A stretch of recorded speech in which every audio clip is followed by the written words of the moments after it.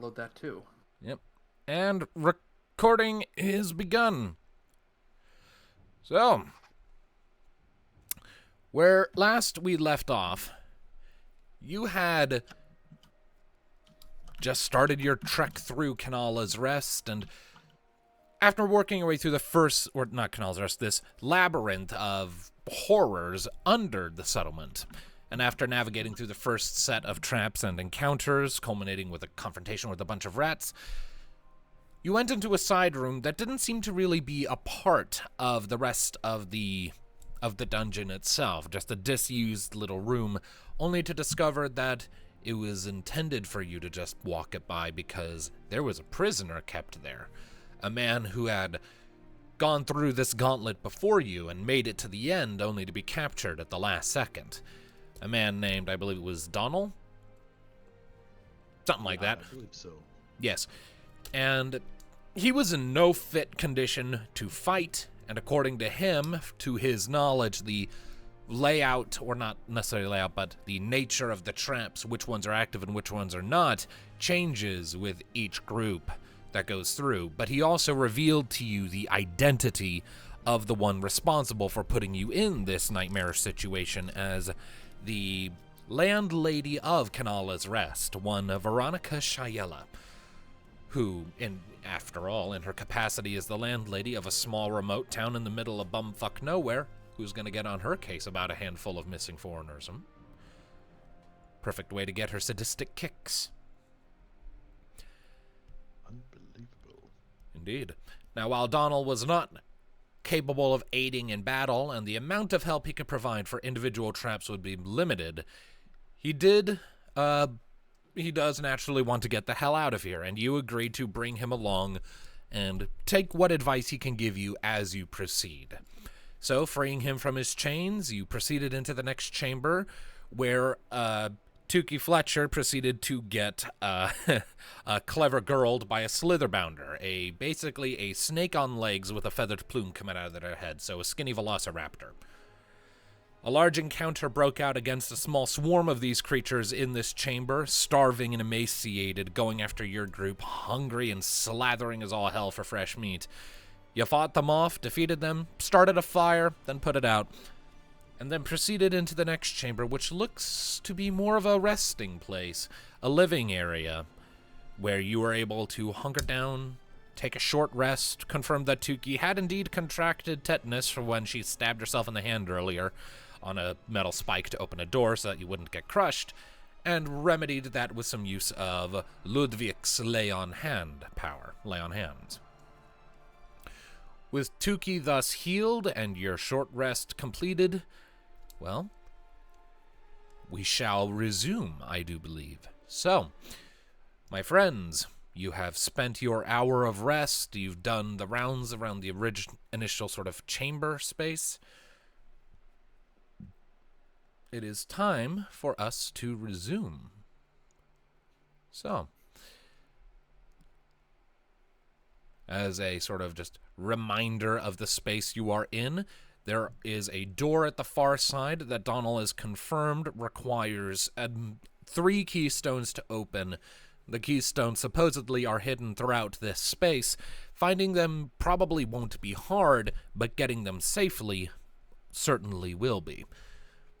There are 4 other doors located in these little cubby holes to the sides that will ostensibly take you to other rooms where you can begin your search for these keystones.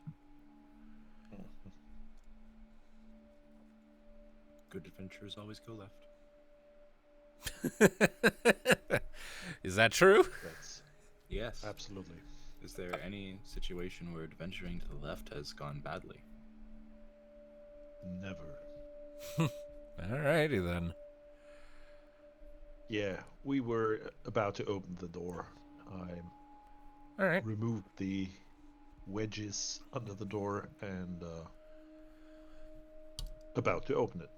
All right, so you put your hand on the door, you push it open, and you start to see the room on the other side. There's a plush carpet sort of rolled out to the center of the room, and you see 3 beds, about 10 feet apart each, sort of along the far wall with little footlockers at their bases. A bedroom of some description, but as the door is getting about halfway open, you suddenly feel a small moment of resistance before... And I need you to make a dexterity saving throw, Boron. Oh, dexterity, my second best stats.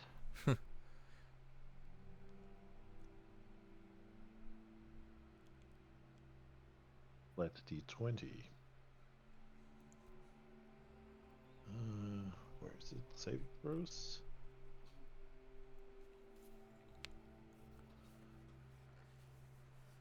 Near the top Not of your really, character it sheet was- on towards the left. Yeah. Oh, right. Dexterity. Oh, That's a 4. a glorious 4. Okay, so... Rocks fall. No. Well, not rocks. A guillotine blade. As Boron, you take 7 points of slashing damage. Does your armor reduce that at all? Yes, it does. To what? That's the glory of Heavy Armor Master. To 4. All right. As you push open the door, you feel that moment of resistance, and then the click. There's this... as the blade of a guillotine comes sliding down the door frame, and you like jerk your hand back and take a step back, but not fast enough to avoid taking harm, as the blade sort of crunches into your wrist as you're trying to pull it out of the door frame, and like just sort of knocks it down, and it hurts like hell, and it dents the armor there, and you're definitely going to get a bruise.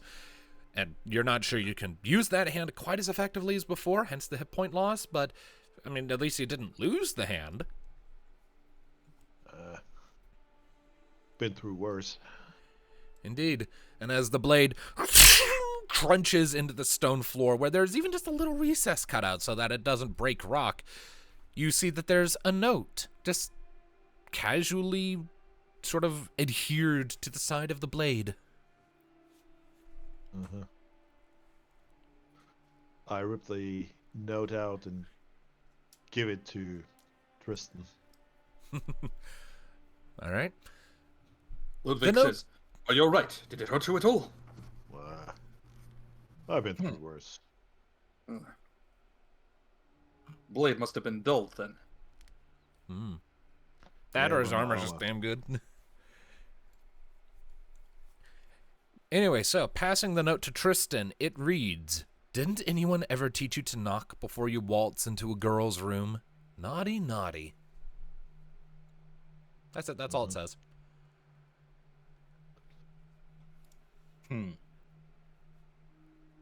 See, nothing bad happened. Very good. But the blade is still bad. the blade is still out, right? Yeah. I'm using the back of my axe with the little spike there to bend it out so that it can't hurt anybody, or it will take time to repair at least. Okay. I mean, you are bending, a metal blade, so give me a strength check. Right. Athletics? Oh well. Wait a second. Yeah. No, that's saving throws. I can't make strength checks. Can I? Could I? Oh could yeah, I see, yeah. could I see what he's doing and offer to help him? You don't Bend it. really need to. The guy just fucking gets it. Oh, okay. Okay. Yeah. Okay. Yeah, Okay. he 19, does. 19 strength check. It's going to take you a bit, but Boron, you sort of apply your raw physical strength, and after a couple minutes, you've got the blade bent enough that it'll take some time to hammer that into place. You're going to have to step over it to get into the room, but that's easy enough to do. As I said, it's kind of like receded partially into the I'm floor and a just- little slat made for it. I'm just spiteful right now. I bet.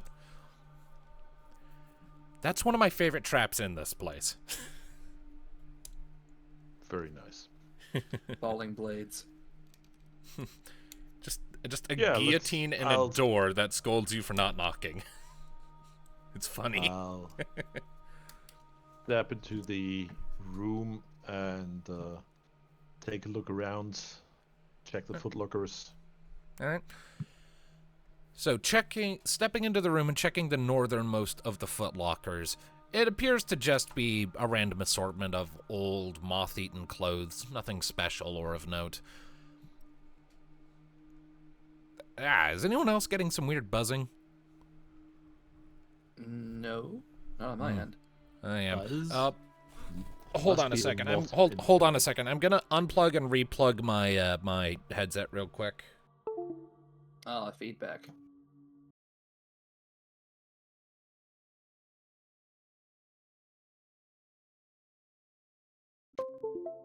Well, he's gone, everyone. Baba. Nah. Okay, can I be heard? Yes. Very good. Good. All right. So what did I miss? I couldn't hear anything while I was doing that. No, nothing. Yeah, definitely not plotting your demise. No, Please, I'm the dungeon master. Anyways, so yeah, that northernmost footlocker, pretty empty. The middle one, let me double check here. Who's opening that? Right, nope. I heard a baby. All right, well, Could we could I look around the room to see if there's anything that you spots out as odd, like maybe a tile out of place, a chest that is maybe too suspiciously open? I don't know. Anything. perception check. All right, perception. And while you're doing that, I assume Boron's moving on to the middle footlocker. Yeah, why not? All right. All right, Ludviek. With that 21 perception, looking around the room, pretty much the only thing that's out of place is the guillotine and the door frame, but everything else looks to be pretty normal, frankly. It just looks like an old, out-of-use bedroom. Someone went through, tidied up the beds, left, and never came back, and so they're neat but full of holes, as the moths and the worms and the whatnot have made snacks of the fabrics.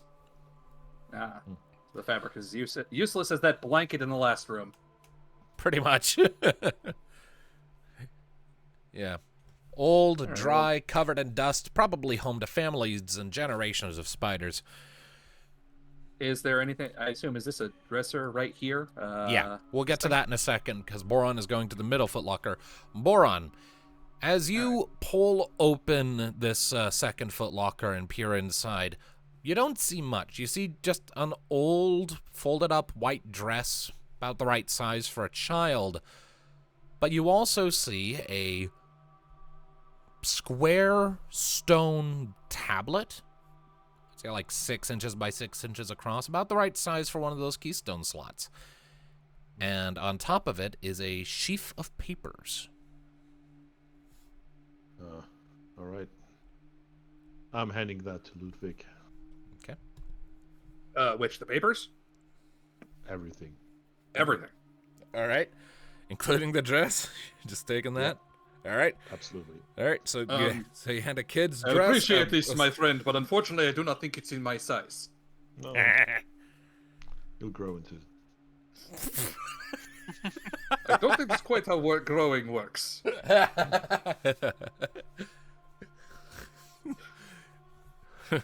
Oh, he's already... yeah. Are those papers anything written on them?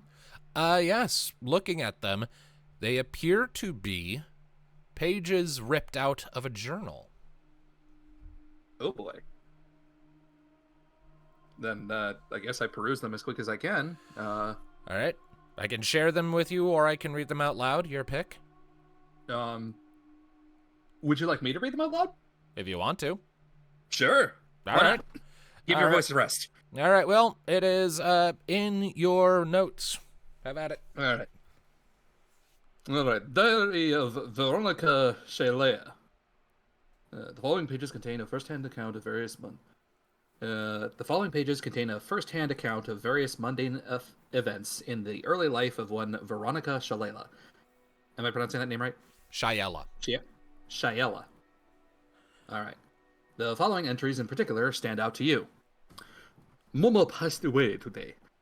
Daddy's taken himself in his chambers, but why am I going Transylvania? Jeez. I don't know, Dracula. My accent is getting fucked up.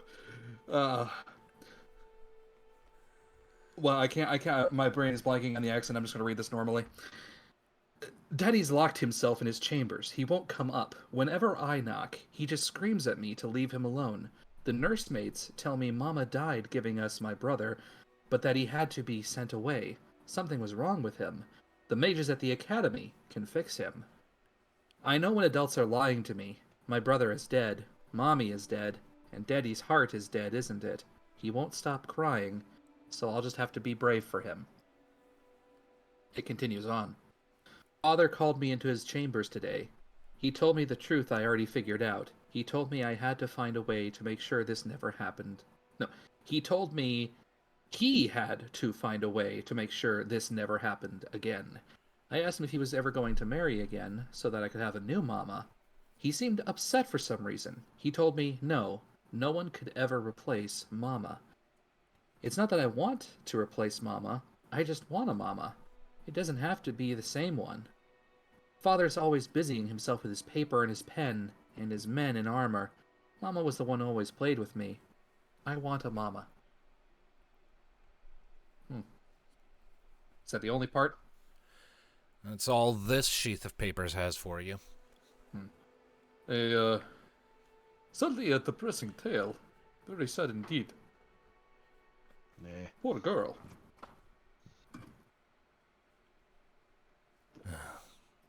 And like Who suffered Donald, death. and like Donald's like parked himself by the door at this point. I'll like put him right here.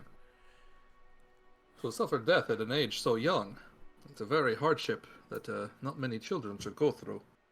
No child should. That doesn't excuse what she's doing here, though. No, it does not.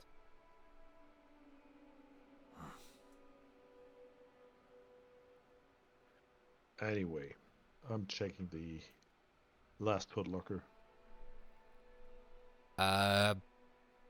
Just find kind of a weird, crusty, sort of like vaguely ball-shaped white thing. Just like thin, filmy. It's like if you took a chicken. It's like if you took a chicken. It's like if you took a chicken skin, dipped it in white paint, and left it out to dry for a month. Okay. In the shape of a ball. Vaguely in the shape of a ball. Okay. Anybody can make anything of that? I mean, is it an egg or something? I don't think so. You can make a nature check if you like. Ludviek. Okay. If anyone would know what an egg is, I would. That is true. Your kind hatch from eggs. That's an 18 from you, Ludviek. It's not an egg, or if it is an egg, it's not an egg of anything you've ever seen. Maybe it's like a cocoon? Like a really fucked up caterpillar molted here or something? Huh. Well, does not look like egg to me. Could be cocoon? Maybe not. I have no idea what I'm looking at. Gonna drop it on the floor and step on it. Crunches like a potato chip. Very good. Very good. I'm in a destructive mood. You have found my set dressing.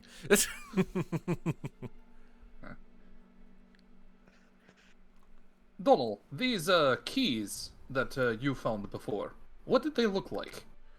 Like that tablet that your friend handed you. That's one of them. One of these. Yeah. There are two more, though where in this particular band of things she'll have hidden them, I don't know. The guillotine trap I remember. I remember there was another trap in the chest you went to, but she seems to have gotten rid of that. And that tablet was in a different footlocker entirely. I'm gonna check. That's actually something I was wondering. Why would she leave her diary down here? I don't know. Make people think? I mean, if it's to make us think, one of the first things that I thought of, besides what the contents were, was she forced to sleep here? This is a dungeon, and if her childhood diary is here, why? is only part of diary, like torn out pages. Meaning someone tore out these pages and put them there. So, mind game maybe? Who knows? I don't know. I don't really feel like she's going to earn any sympathy for this. I guess it's a terrible thing, but like I said, it doesn't excuse what she's doing to us. Understanding, yes. Sympathy, no. If I were feeling charitable, I might put forward that maybe it's on some level a cry for help. Like at the back of her head, she knows she's fucked up and wants someone to fix it, but doesn't know how. But I'm not feeling charitable. It's kind of hard to when her cry for help comes with death traps. Well, broken minds rarely work in logical from me ways. is a couple of swings from my axe. Usually in wilds, when you have rabid creature, even if it does want help, the only correct answer is to put it down. Right. All right, Boron, you were checking that wardrobe? Yeah. All right. One moment. Waiting for the Oh next. no, he's gonna deal find a to lion and a loads. witch in there.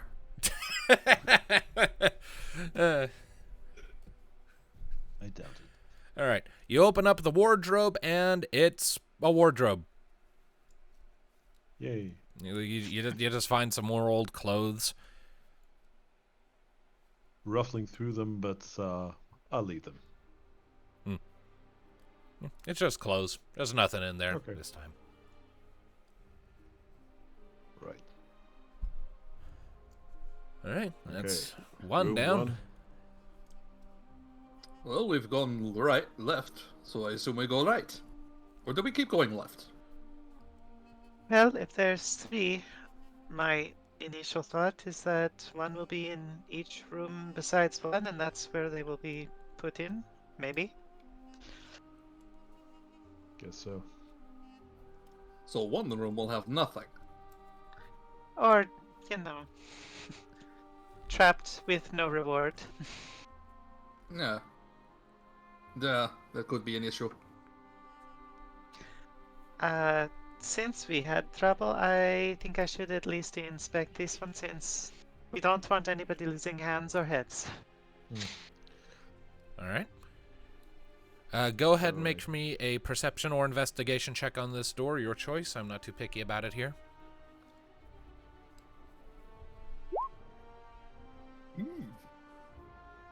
Nice. Nice. 18. All right. You get the impression that this door doesn't have anything nefarious attached to it. You go around it very carefully, kind of peek through some cracks in the wood and paneling and whatnot. It seems fine. Just And kind of that- look back at everybody and shrugging. Look Donald- safe, and I'll Donald sort of go ahead, pipes up. I don't recall that room having any overt traps when I went through it, but something about it just made me feel off the whole time I was in there. I got out pretty quick, so whatever you do, make it fast. The infant is is a- happy now. The infant is happy. Hooray! I'll push it open. All right. Pushing open this door, you are greeted to what looks to be another bedroom, but much more extravagant. Like, if the last one was like a nursery for kids, this is like the master bedroom for a couple. There's a large two-person bed against the wall nearby with an end table and a dresser beside it. Plush carpet all across the floor, save for the outermost edges. There's a writing desk with a chair tucked up to it. Farther away against the walls on the southern end, you see bookshelves surrounding a round table with cushioned chairs. It's very nice and lit from overhead by another one of those subtle, ever-glowing, enchanted candle rod things.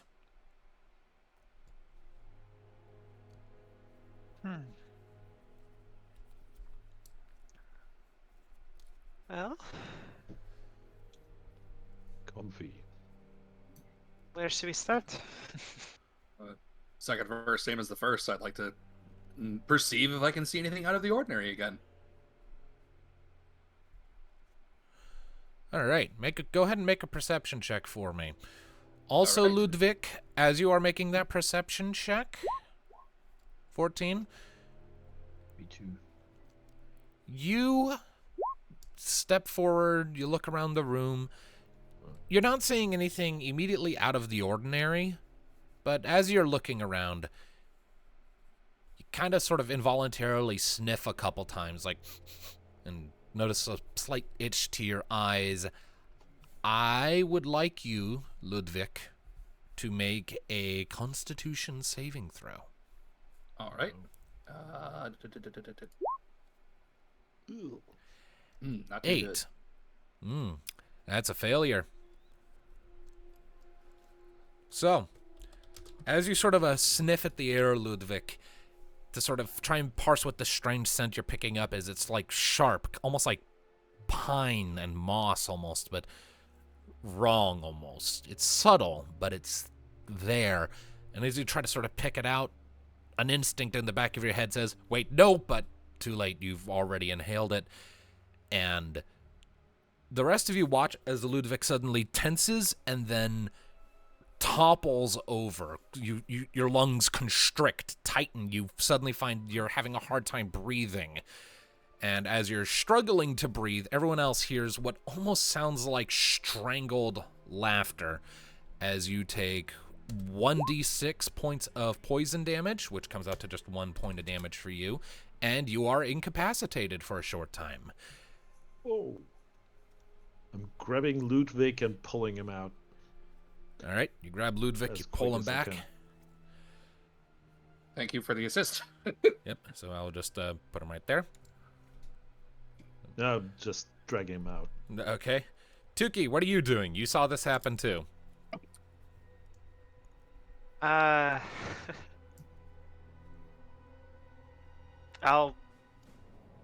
Holding my breath is gonna suck. Never mind that.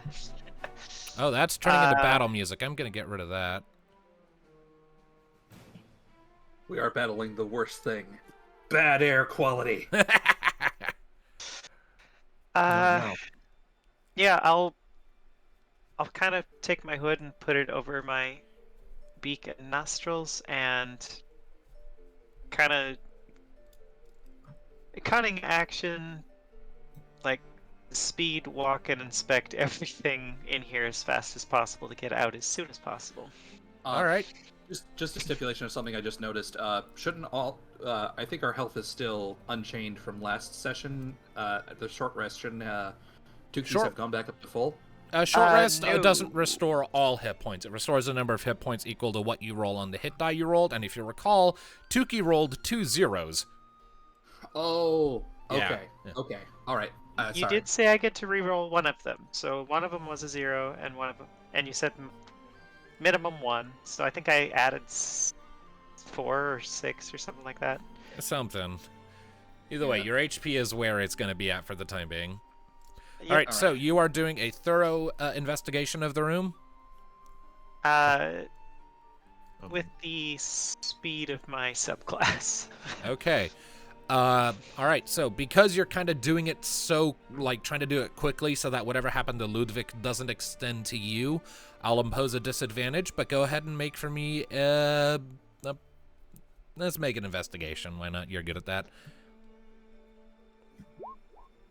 Hey! Wow, Damn. even with disadvantage. Even with disadvantage, you did good there, 19. Okay, so as you're sort of combing through the room, you're right next to that desk, so you're just like, well, it's right there, might as well check it. So you grab it and you sort of pop it open, or rather, you go to pop it open, and you notice that there's a needle trap on it. So you're like, okay, I'll check that again in a bit. So you know that there's Alright. probably something in this desk because Veronica took the time to trap it. Moving quickly, you head south to the bookcases, scan your eyes through them, and it just looks to be just general assorted fiction. They're like, looking them over, there's not any meaningful pattern. It's just general books. Some of them just mild child's entertainment, some more for adults. Not even really organized. It's just a haphazard mishmash of tomes. Okay. There's nothing else of note on those. Sort of, Making your way over here, I suppose? Sounds good. That's That's a chest of drawers like again. okay. You rifle through those really quick, and it's just more clothes and also a spider you startle. Right. And did we check this footlocker here? You have not checked Or that yet, checked. no. Okay. I'll go there first. All right. Before trying to disarm the needle trap. Okay. So you kneel down to the footlocker. Let me double check a thing here really quick. Check my notes, because I have a lot of pins that just tell me what everything is. Okay.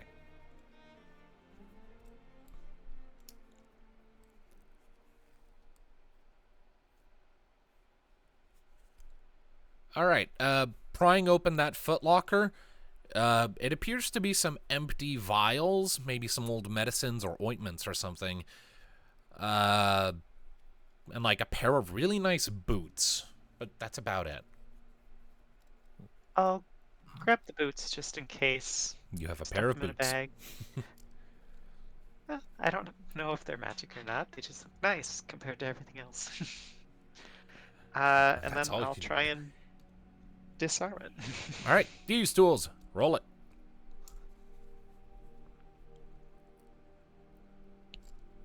Rogue's doing rogue shit.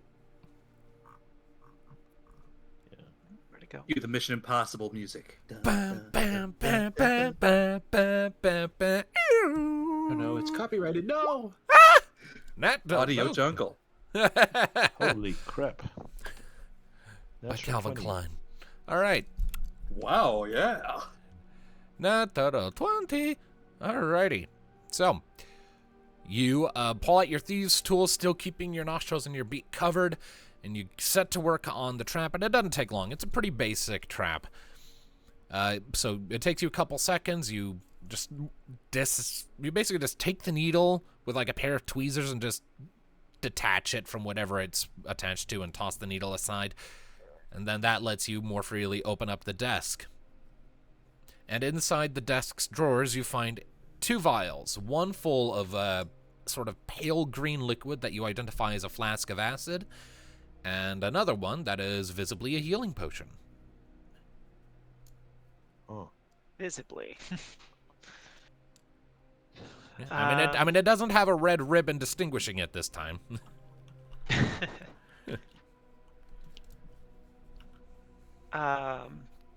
And that's everything worth checking out in the room then, But I mean, so far, so far. you know, like I've shown you all the things you've touched. You've touched that desk. You've touched these bookshelves back here. You hit the wardrobe and the footlocker. If we don't find the other two in the other 2 rooms, we'll check again here. Maybe leave the door open so little air gets inside. All right. So, Tuki, you step back out of that room after running that search. And as you're coming out, you look at Ludviek. And Ludviek, after after about 15 seconds of being out of the room, the constriction in your lungs begins to subside, and you can start to breathe more freely again.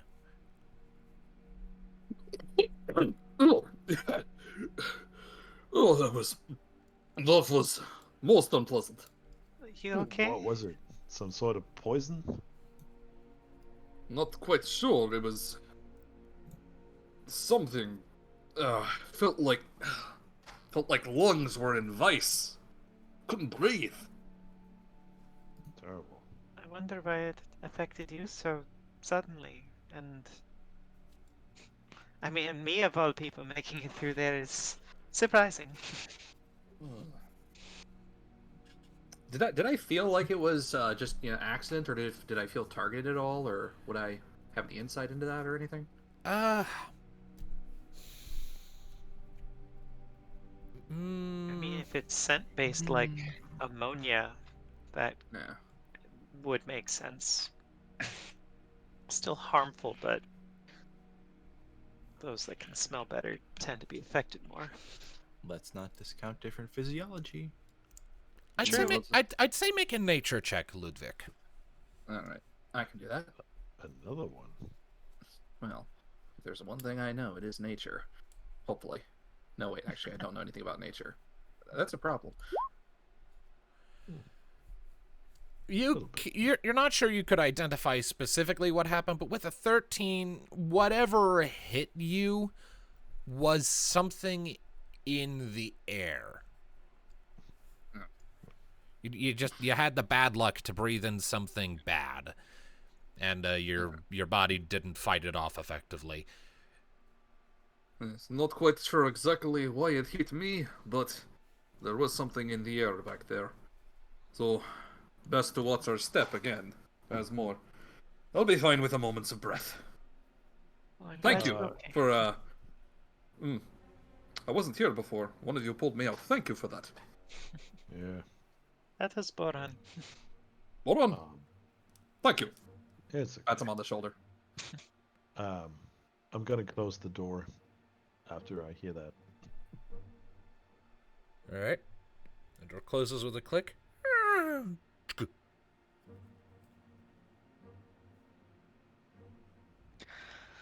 Well, shall we try the other doors then?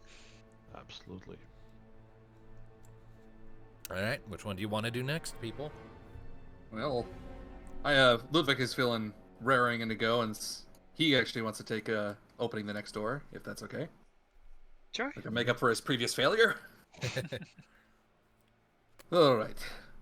Let's tackle this door like we did before. All right. Just I open without guess- inspection. All right. All right. Good Tuki, idea. health inspector, coming through. Yeah. Go ahead, Tuki. What do your sharp eyes see? The Urkai heading northeast.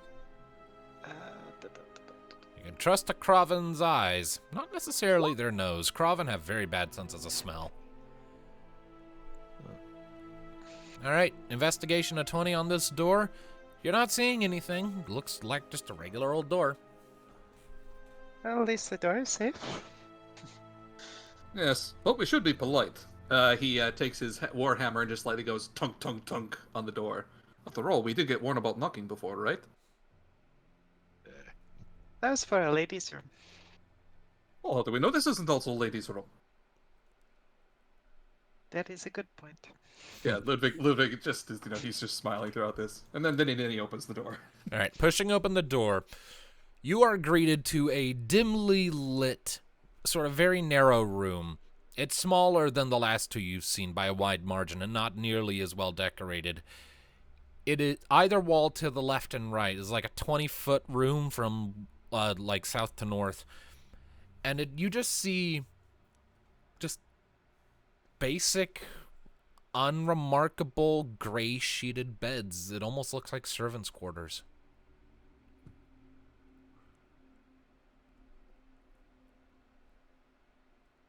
All right then. Steps into the room and begins examining the beds, like looking to see if there's under the sheets, under the beds, under the pillows.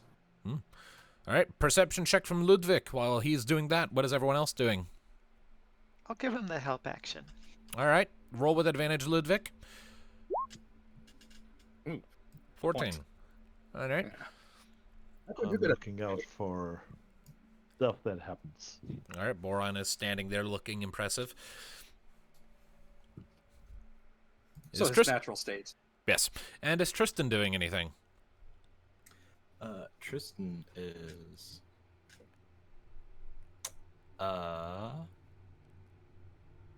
going to step in here too. All right. Are you just standing there looking impressive, or are you doing anything specific? It's also looking around. All right. I guess a perception check from you too, but Ludviek, 14 from you. Going over the beds and like looking on them, under the sheets, under the pillows, under the bed frames, and with Tuki giving you some assistance. These are just regular old beds. You're not seeing anything interesting in them. Like, aside from, like, the, you know, like, any, like, tiny leftover vestiges that there might have been someone sleeping in them once upon a time, you know, some indentations or old marks where, like, body sweat might have seeped through or what have you. These are beds that have seen use, just not in a long time. Like everything else in this place. Nothing but dust. As for you, Tristain, with that 16 on your perception, you cast your eyes about the room more generally, and eventually sort of towards the back, sort of hidden, right in this little corner, where the bedpost, you know, the leg is sort of pressed up to the wall, sort of just barely visible. You see one part of the stonework of the floor that does not match the pattern of the rest of it.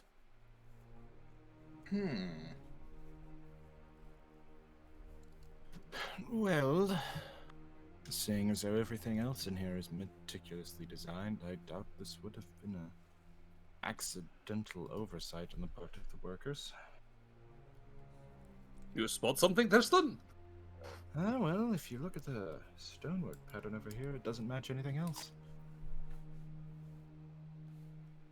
Ah, good eye. Facing this way instead of that way. Ludviek, as you sort of come over and kneel next to Tristan to get a better look, you already carry one. You identified that set into the floor under that bedpost leg is another keystone. Ah. Good find, Tristan. Huh. Maybe I need your eyes more often. Thank you. So I guess we take that keystone then.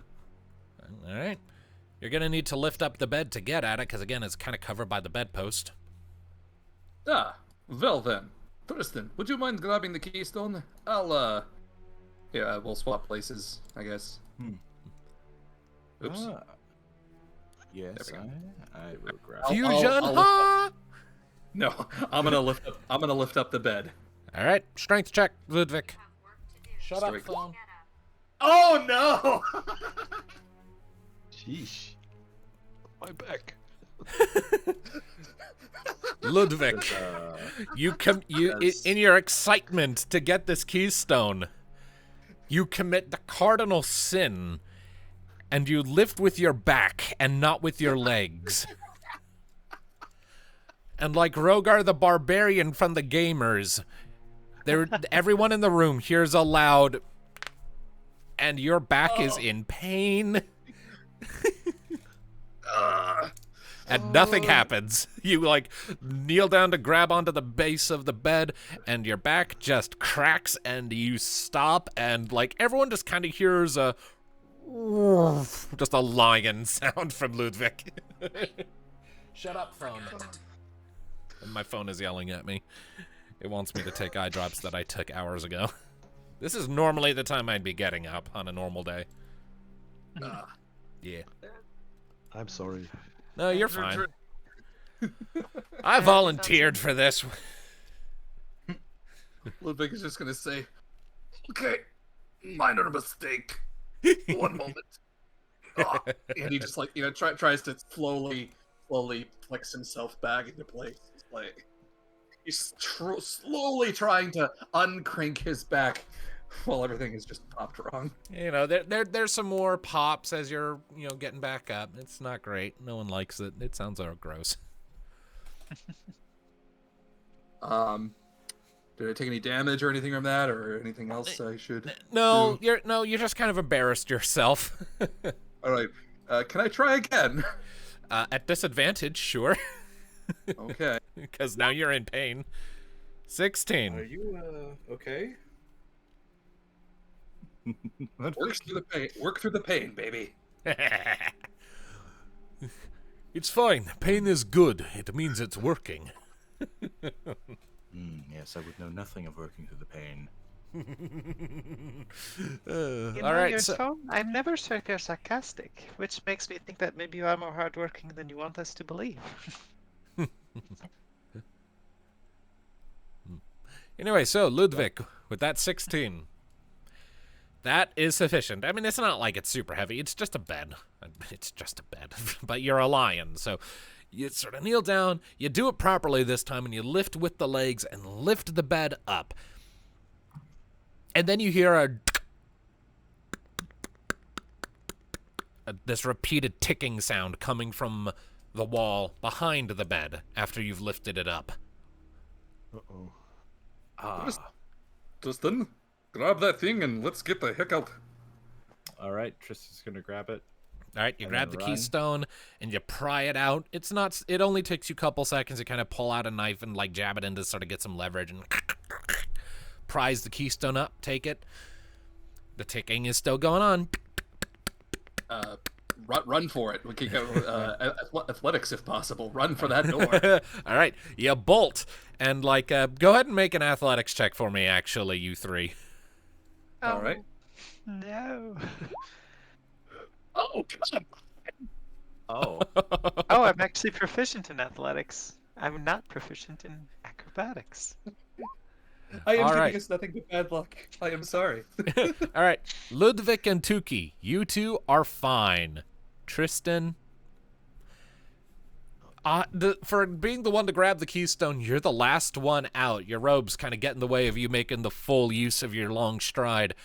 And as you're sort of getting into this little space here where the door is, the ticking comes to a stop, and then there's just this boom, and this cloud of just foul, awful, stinking smoke gets punched through the wall almost. It just fills the chamber very, very quickly. Just released all at once. You take one whiff of it, and I need you to make a Constitution saving throw there, Tristan.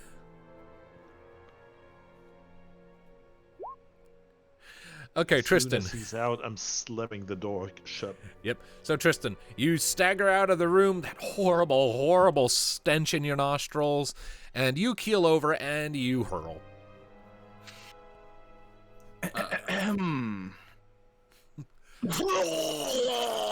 Exactly.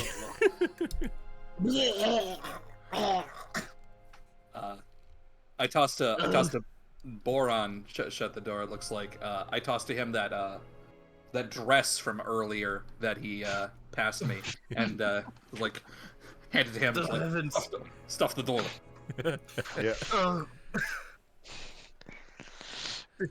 It smelled like Oh, I can describe what it smelled smelled like like. a skunk that crawled inside of a landfill and then died and was left there for 1,000 years until it was found by a pack of dung beetles You'll be gone who in doused it in 1,000. ammonia. It wasn't that bad. It was Actually, what literally a stink cloud made out of skunk stink extract. Oh, so I was right. Okay. You were on point. It was literally just skunk stink. Utterly harmless, aside from the fact that you're going to be smelling that for weeks. It's in my nostrils. It's in my nostrils. Does he have like the lingering odor on himself now too, or? Oh, yeah. This guy needs a tomato bath. Okay. I need to hurl, but I have nothing left in my stomach. Ludwig tries to pat his back, but hesitates. And just, does it lightly. It's just like, don't worry, it'll be fine Oh, goodness. eventually. I would say you'll live, but I'm not sure you want that. Well, look on the bright side, Tristan. With this additive to your character, if there are any enemies, they will want to avoid you. Very good for a person, mage like you, yes?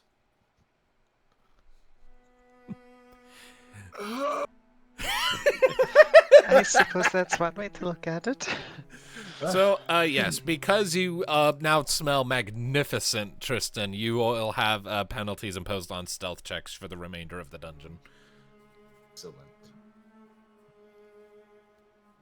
Just what I needed. Yes. I mean, it's not like whenever we successfully roll stealth, someone here ruins it anyway. Well, hopefully in combat it'll be like, the enemies will be like, oh, okay, I'm just gonna go fight this other thing. I don't know. Well, one last one before we make another sweep of the other room. Excuse me.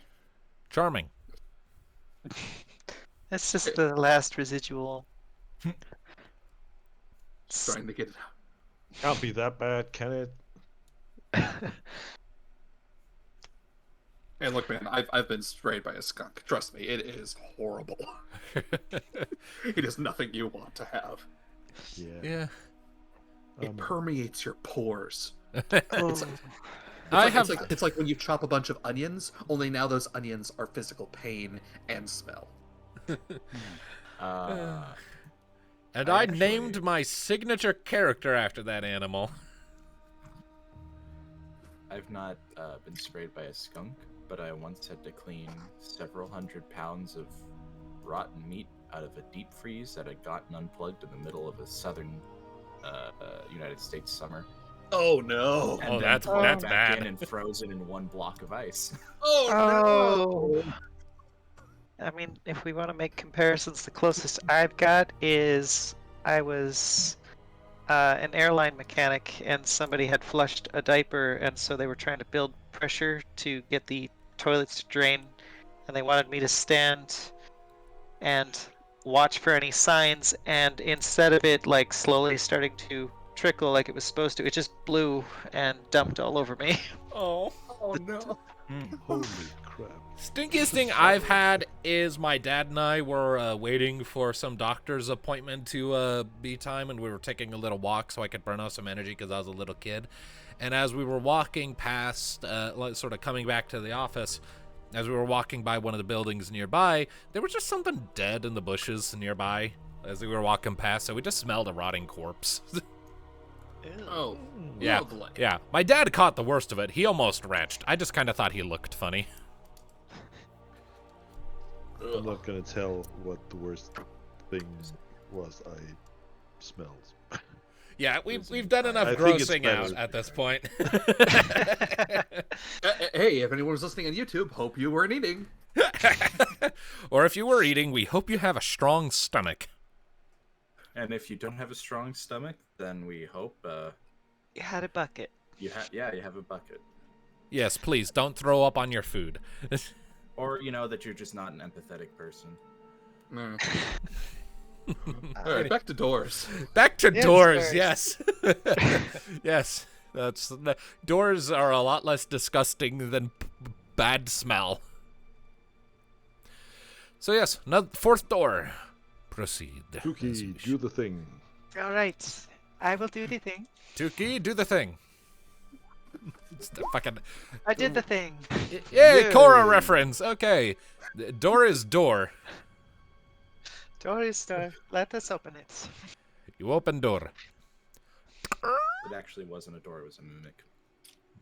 No, pale ring mimics don't work like that. Mm. I can throw one at you if you like. They're fun, but this is not the right environment for them. All right.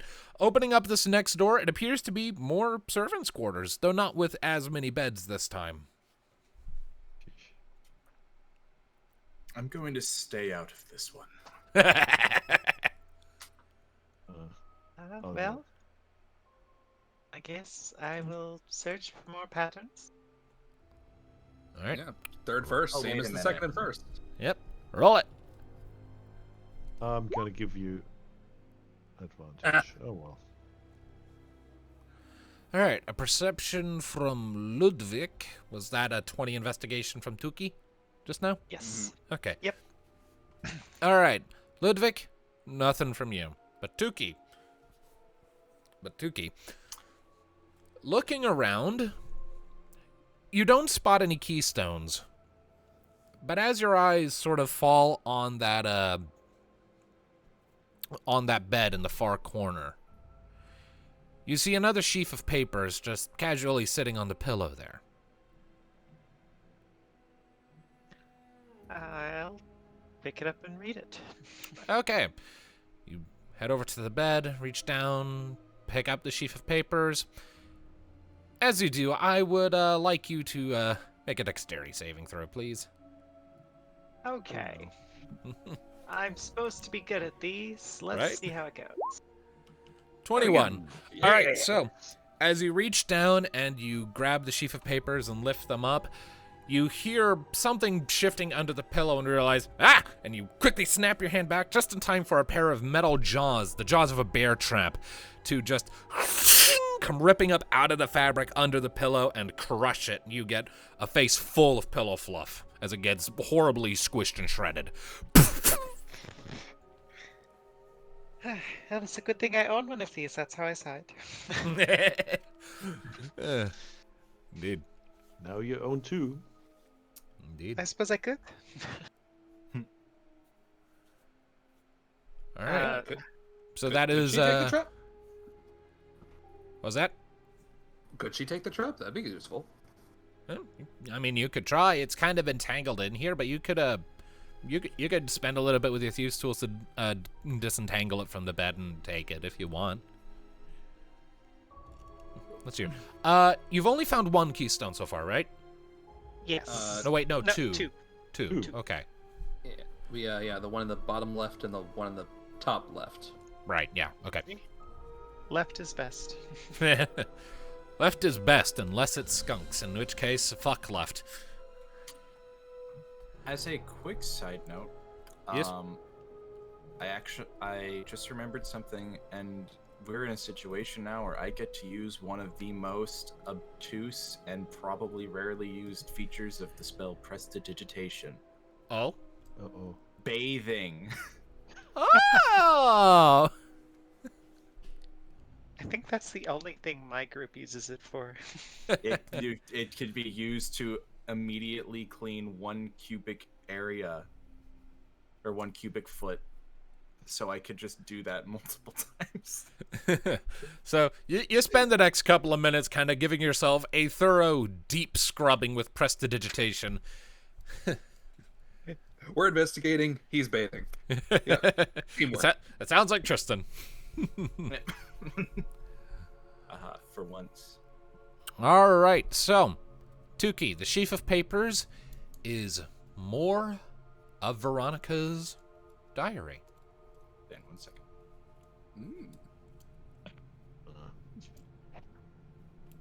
So I can just show that to everyone and y'all can read it if you like. Okie doke. All right. Show to everyone.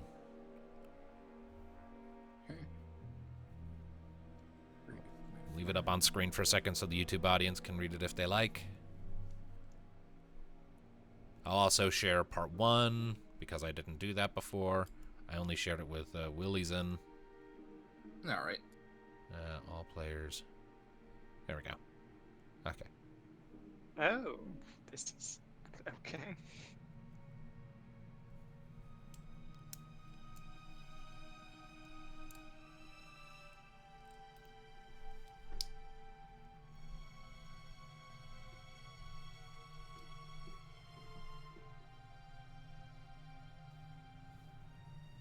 Oh, more depressing tales.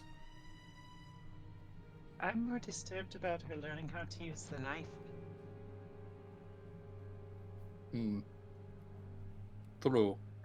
The way she wrote it does not sound like she enjoyed carving dinner.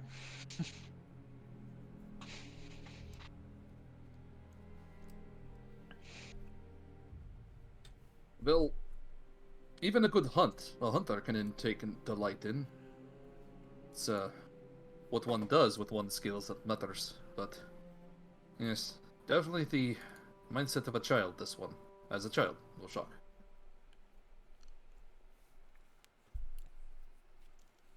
Well, Is there anything else in here? Doesn't look like it.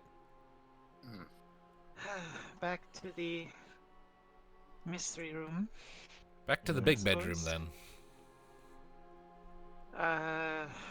Let me So go what's inside. left to look at, just in general? Because we did the chest, the nightstand, bookshelves, the desk. So, do we still need to check this, whatever it is? Which thing? The next to the bed on the left. I mean, that's just, that's just like an end table. Oh, okay. Okay. So what do we do? Toss the bed and look under the rug? I feel like I did a fairly thorough job on everything else. Yeah, like, the bed and the rug are the Yes. only things you didn't really check, because those are like more physically intensive than just doing a quick scan of your eyes. Right. Right. Well, and I'll mask up again. Alright. Yeah. I won't let some poison there beat me a second time. Ludviek, you better stand guard out here, and if one of us falls, you'll grab us, okay? I can do that. Yeah. I'll take out some of the spare bandages from my medical kit for people to wrap around their faces if they don't have loose clothing to do so with. I mean, there's that dress you found. Oh, I thought we stuffed that through the doorway of the top left one. Yeah, we did. Oh, right, yeah. Fair, right, okay. We don't want more skunk smell in here. No, you don't. Alright, well. So Tuki uses her hood to mask up. Boron takes some Boron just bandages, goes I on- guess. Alright. He's just gone like he just goes on inside like this. Alright, Boron's going in It's raw poison and if you're unprotected. fine. Understood. Did you have to word it like that? Yes. Yes, I did. Because it got a reaction. I'm so immature. Anyway. Alright, so as the two of you enter the room, you're approaching the bed, right? Mm-hmm. Alright. I would like both of you to make Constitution saving throws, but you are masked up, so with advantage. Oh, good. 'Cause I'm need not that. masked up, but Oh, I have. well, okay, Boron doesn't resist- get advantage then. Is it poisonous though? Or It's considered a poison? I got resistance it's to poison. Yeah, it's poison damage at least. got resistance to poison and to poison saving throws. Alright. Advantage to poison saving throws. Yeah. Okay. Then I guess you would have advantage then, Boron. Let's see. Here. 15 from Boron, 16 from Tuki. Okay. As you're approaching the bed and getting like within 5 feet of it, now you're starting to pick something up. As you sort of like enter the space and don't immediately step out of it like you did before, there's that strong smell in the air, like tree sap and bark and something else more foul under the surface. And there's something untoward just hovering in the air around this bed. Well, would you mind lifting, or Yeah, I'm not as strong. I'll do that All right. Tag team searching with the bed. legs, not my back. All I right. heard that.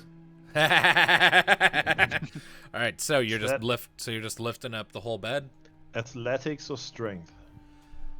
Athletics, I always figure is more like running generally, isn't it? Can also be Um, lifting and stuff. I tend to be a little more broad when I'm the DM because it's an athletics check. Like grappling is labeled as an athletics check versus an opposing athletics or acrobatics. So I feel like it's anything like fitness, mind, really. Olympian related. But that's my interpretation of it, just because it pops up with other stuff. I can do either. Yeah, they're probably about the same for you anyway. More Yeah. or less. Yeah. Okay. Well, yeah. You can do athletics. Go for it. All right. 22. Okay, so you lift up the bed. It lets out a ponderous groan as you do. And as you sort of finish lifting it up, there's just this sort of, from under the blankets and the sheets as you lift it up, there's like just this little, it's kind of like when evergreens get hit really hard at the height of summer. It's like pollen just starts falling out from under the blankets. And that smell you picked up before is much stronger. You don't need to roll your con saves again, at least not for a bit. But it seems that whatever is poisoning the air is under the blankets. But under the bed itself, it's carpet. Okay, Tuki, get out. Okay. I'll rip open the bed. Just going to take the sheets off. Yeah. I'll Okay, now I'm stop. definitely covering my mouth and nose. All right. And when Tuki's outside, I'm gonna use my axe to rip out the whatever is under the blankets. All right. Are you pulling the blankets back first? Yeah, sure. All right. So pulling the blankets back, a few things immediately strike your attention.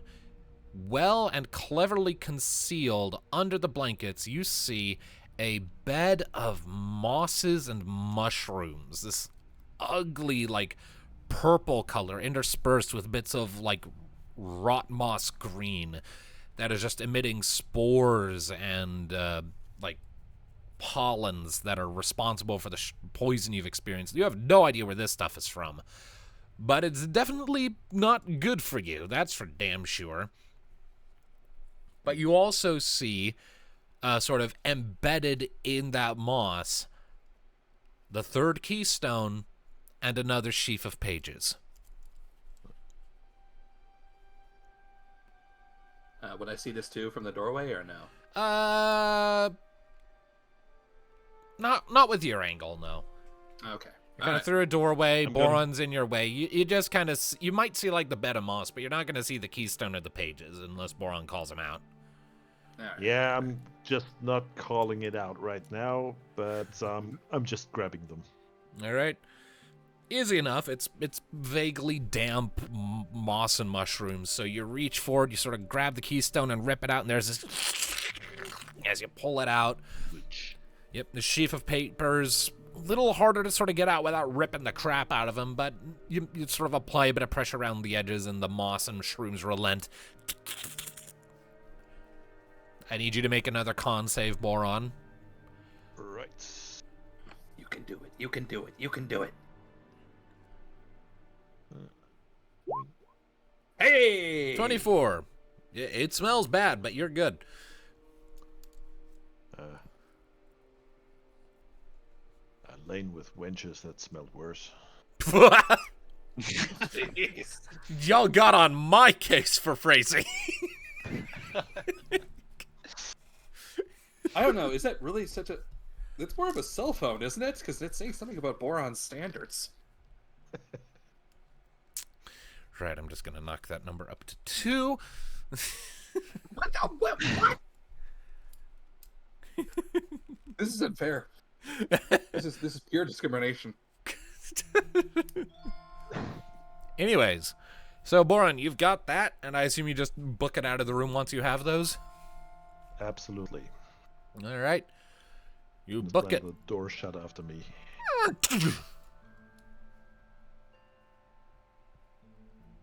All right.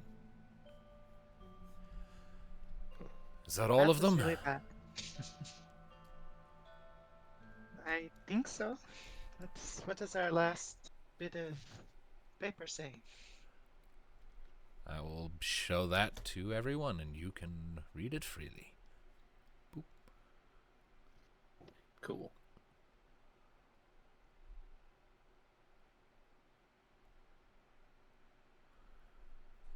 All right. It's all here on screen, so the YouTube audience can read it at their leisure if they like.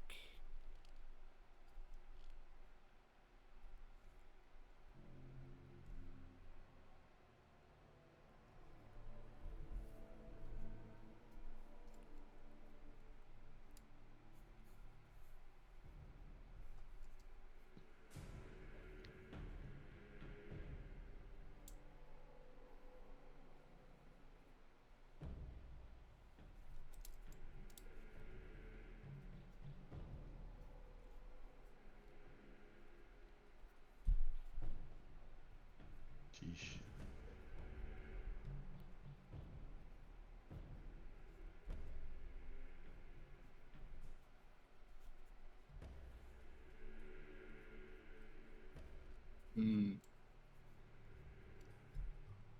And so feelings of bitterness grew.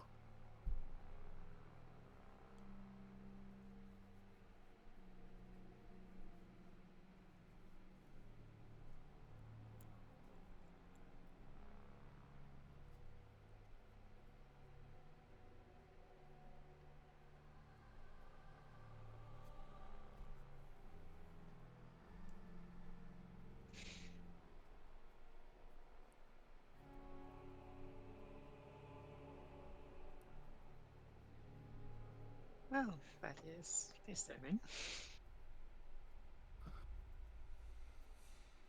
Her father became obsessed, and she resented him for it.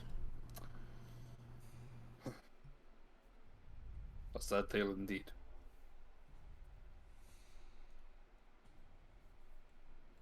But again, this could all just be a fiction. Something to lower our guards. How about you, Donald? Have you ever heard of this at all before? You know, the whole, I assume he's also been reading these journal bits too. Yeah, he's like been listening to you reading them out loud, and he nods. I found these pages as I was going through as well. Same ones? What was that? Same ones? Same ones, in different places. That's interesting. What's your take on it? Cry for help? Way another trap? I get the impression it's not fiction. But at the end of the day, whatever it is doesn't really matter, does it? It's just context. This is true. No matter how much I pity her, it's- she's still a monster for what she's put us through. I mean, in my opinion, I don't think she wants pity. After this third one, I think this is her way of saying she's proud of what she's doing.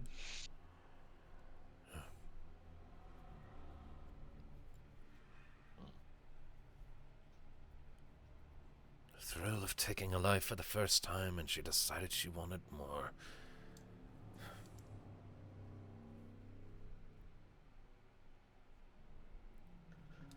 Well, whatever it is,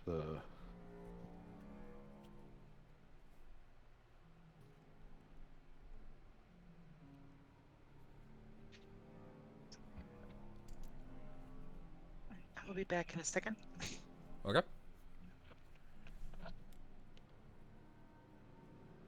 And just checking for the rest of us. We still got about 2 hours to go, yes? sure. Okay. Yeah, I'm good. Just wanted to make sure I knew how much time we had. Yeah, actually, I only So- read to the second paragraph. I thought that was the end. I didn't keep scrolling. So okay. the whole. Oh, she killed her father. I'm like, what? Oh, there's more. Yeah.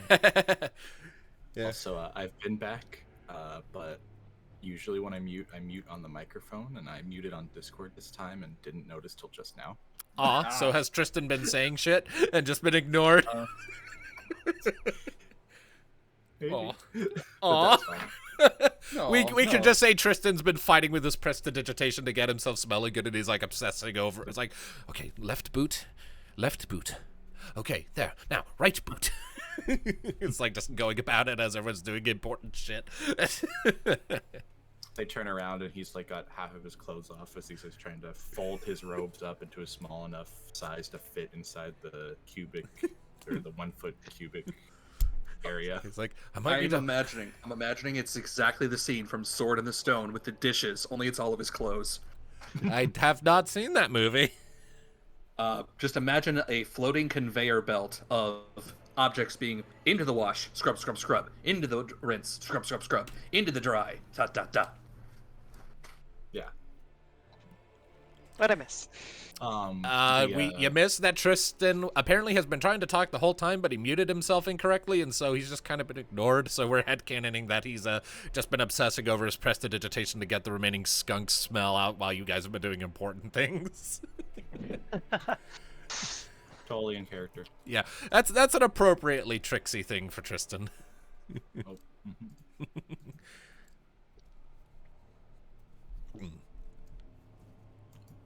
Yeah, for anyone who hasn't figured it out, I accidentally made Trixie and just decided to roll with it. Yeah. I did not realize that until you just spoke it, and now it makes sense entirely. Yeah. A much more soft-spoken Trixie Lulamoon with a cowboy hat, a beard, and as a male human. But he hasn't been speaking in third person, so that's probably the big key why I didn't catch it. The great and powerful Tristain Viator would never stoop to such idiotic lows. His mere presence speaks for himself. Only a fool would have to announce his name every time he opens his mouth.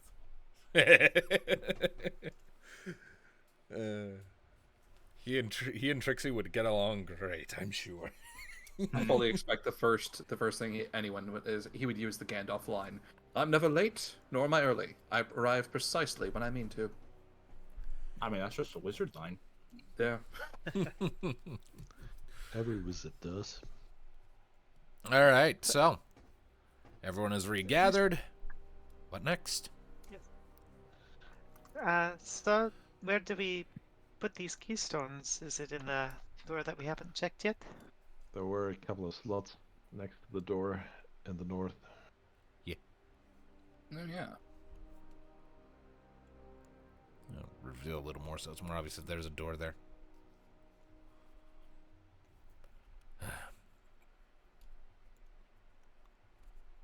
Right. What about the healing potion we found? I suppose we could check and make sure it actually is healing. Yeah, we better do. Yep, someone can do a medicine check. I Yo. think I might actually be good at that. Nope, And I'm not. All I'm thinking of Also another roll so that I've done something. right. So a 20 and a 16. Between the two of you, Ludviek and Tristain, you deduce that, yeah, it's just a regular healing potion. There's no poison in this one. It's a little old. Like, so you imagine it'll probably not taste great, but, like, it's a healing potion. You don't drink it for the taste. Well, if it's safe, is there anybody who would like to hang on to it? What flavor is it?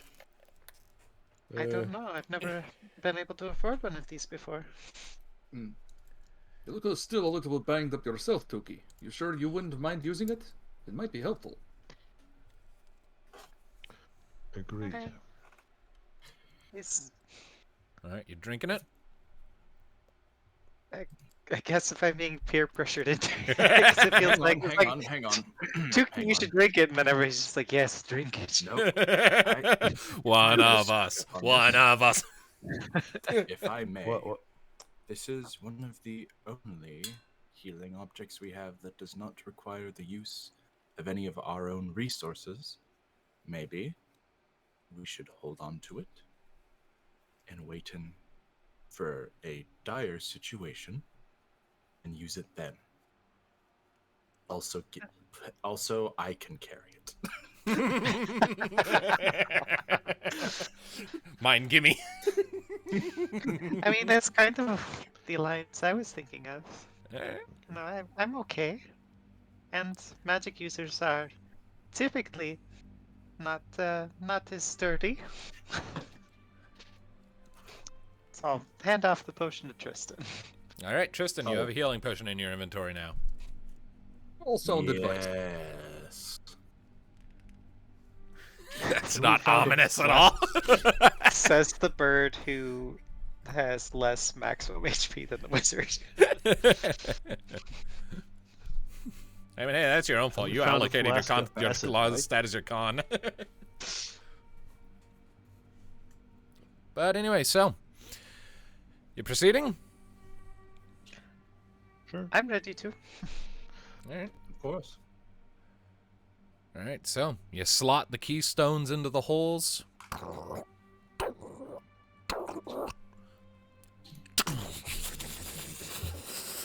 And the stone door slides up, revealing a unlit but short stone corridor with a single support pillar in its center.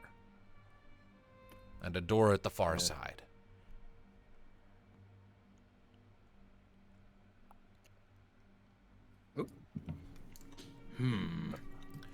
Fusion This dance. look like a trap, or doesn't it?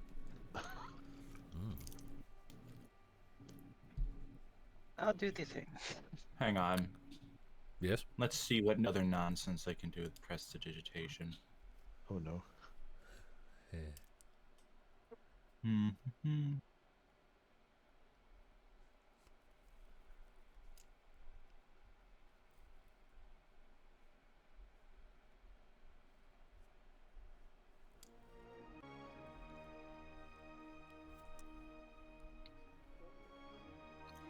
Okay, so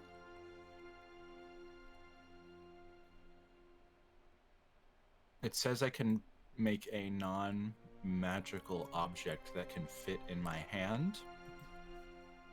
That lasts for 1 minute or basically until I decide it's done. Okay. Can I make an incredibly heavy object and throw it in there to see if it sets anything off? Sure, I'll allow that. You can summon a tungsten cube.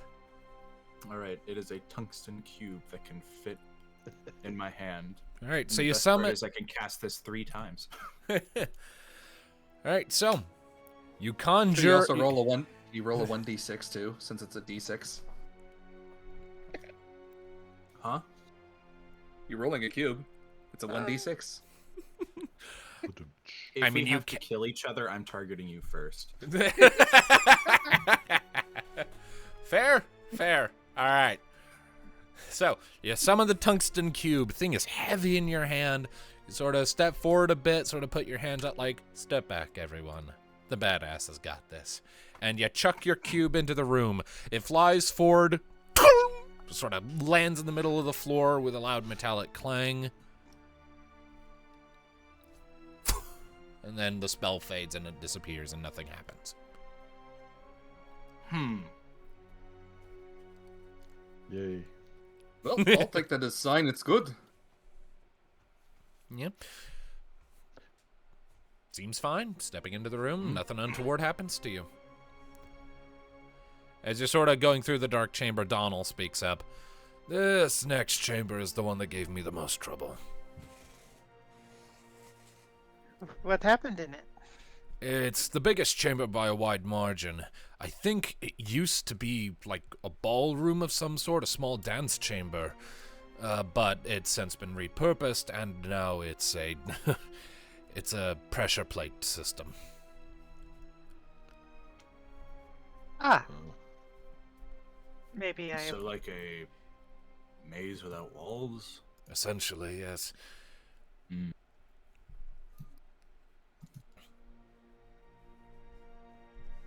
Interesting. Did we get some notes before that spoke of such things? Well, I mean, Yes. The notes. The numbers. How many squares and what direction to go? Numbers. Uh-huh. Oh, the numbers, you Mason. mean- What do they mean? I think it's Mason. I haven't played the game. Yes. It is Mason. And Good. I remember the meme. It means a plot point they drop in the second game and never touch on ever again. Oh. Oh no. Anyway, I don't really care about Call of Duty at all, so I'm not too torn up about it. Yeah. No. Sorry. All right. So, opening the door. Yes. All right. Pushing open the next door, it opens with a low groan, and the chamber beyond is remarkably well lit. And as Donald described, it is a large room. There's 2 support pillars sort of across from you holding up the roof. As you look off to your right, you see a long stretch of tiled floor. Very pretty to look at with its pattern, but that beauty is marred by the numerous what appear to be burn marks, erosion marks, dried blood splatters, and lingering corpses that have not been cleaned. At the far end of that space, you see what looks to be a small altar with something on top of it that you can't see what it is from this distance.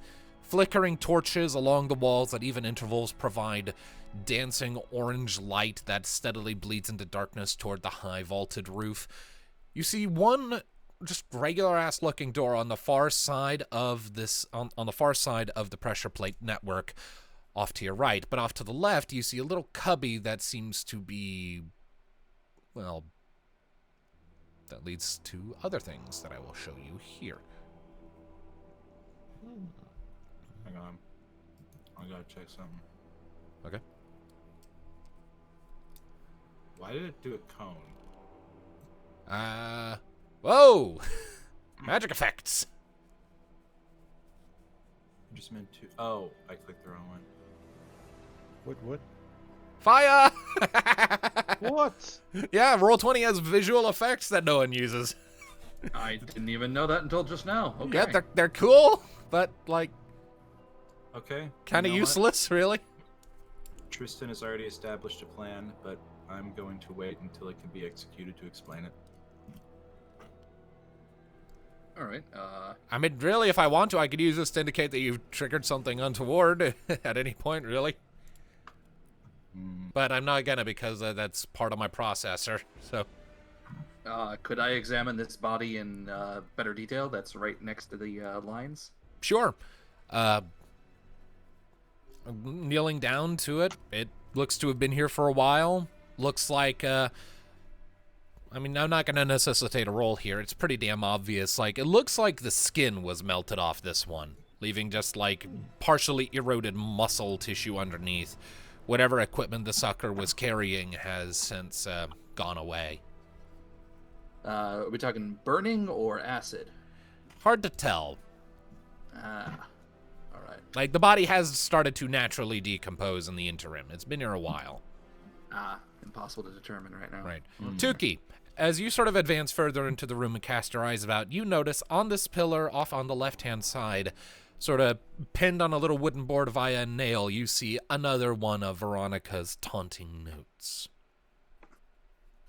I'll go. And I see take a it and read it. door here. All right. I'll get to you in a second, Boron. Tuki, as you grab the note, I'll read it off.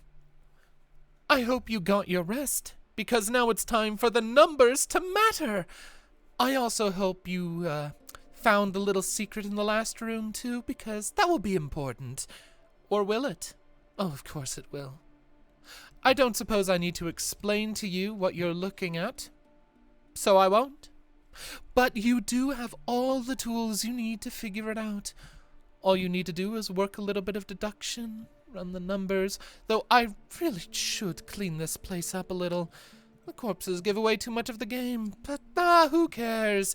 They stink and they reek, and they're covered in disease, more for you to worry about as you navigate my little maze.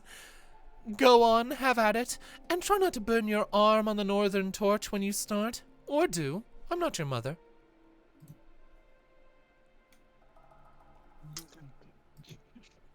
Yeah. Plot Well, twist. He's like, wait a minute.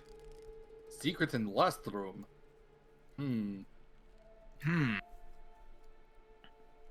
Could be another lie, but Hopefully it wasn't that ball that got squished. no. Maybe it was. 1 second. I'm going to go check. And Ludviek heads back into the previous room to, he's got dark vision, so he can see this room just fine. But he wants to take another secondary look, see if there really was anything out of place. Perception check. All right. I am not rolling good today. 16 is Tristan's not gonna bad. Help by, Tristan is going to perform the help action by giving him a little light orb. Okay. Oh, he literally can see in the dark, just like Yeah, it's a bright yeah. light, just fine. Right. Okay. Okay. It's called the help action. Either way. Oh, wait, so, never mind. Yeah. So, Ludviek, with that 16 perception, looking around, you're not really seeing anything. If there is a secret in this room, it's very well hidden. All right, then. Now, then, I need to address I'll what let Boron was doing. Yeah, other people can do this stuff. So, Boron, you were checking this door? Yeah. It appears to be another one of those sliding stone doors, indicating that this is where you need to go to progress. In the middle of it, you see a single circular hole. presumably where whatever key you need to progress is located. Is where it needs to fit. You don't see anything else on the door, really? Just some abstract engravings and decorative patterns, but that's about it. Okay.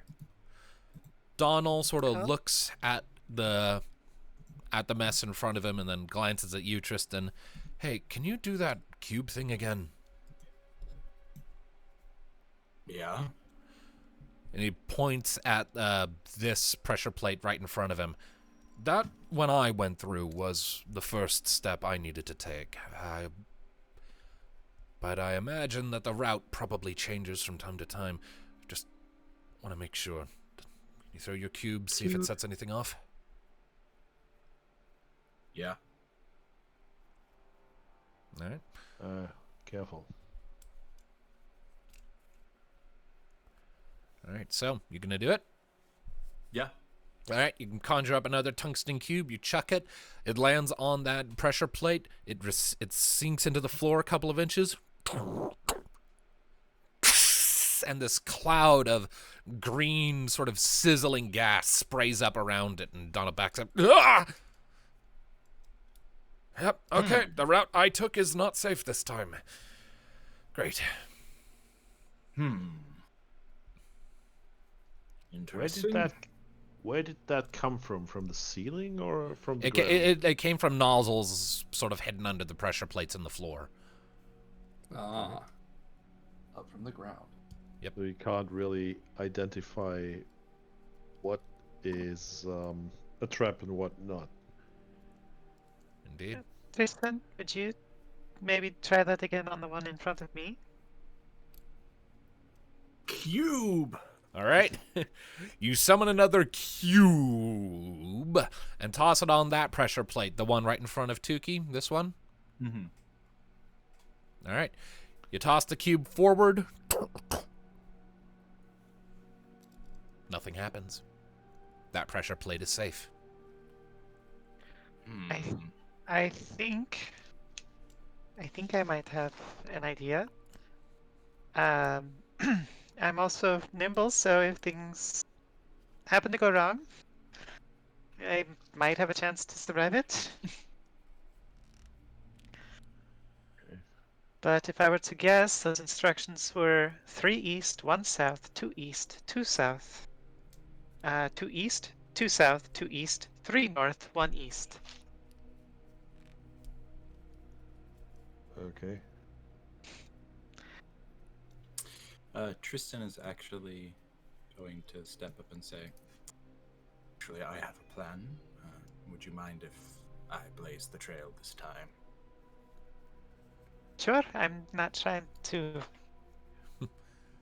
show anybody up. Just like I've said before, I just feel I have to keep moving. Oh, all right, that's fair. So he's gonna just step right there. All right.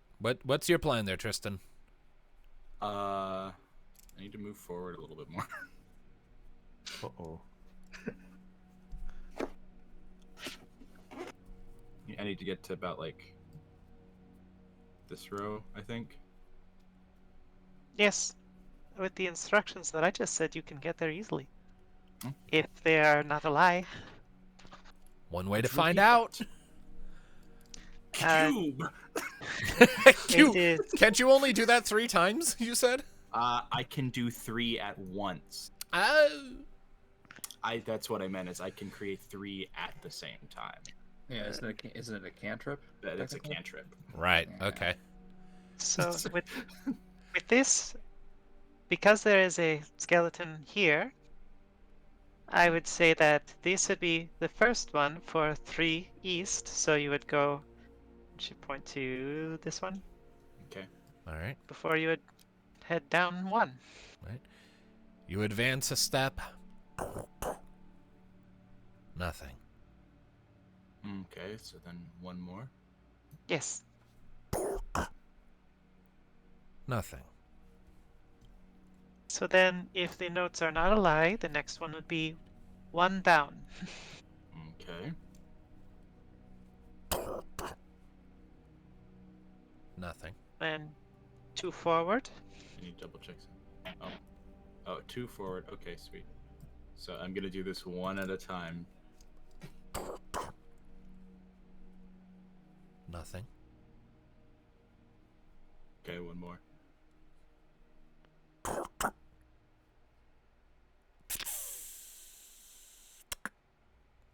A sound, but otherwise nothing. All right. Well, now Tristan can accomplish his plan. He's just gonna misty step to the other side.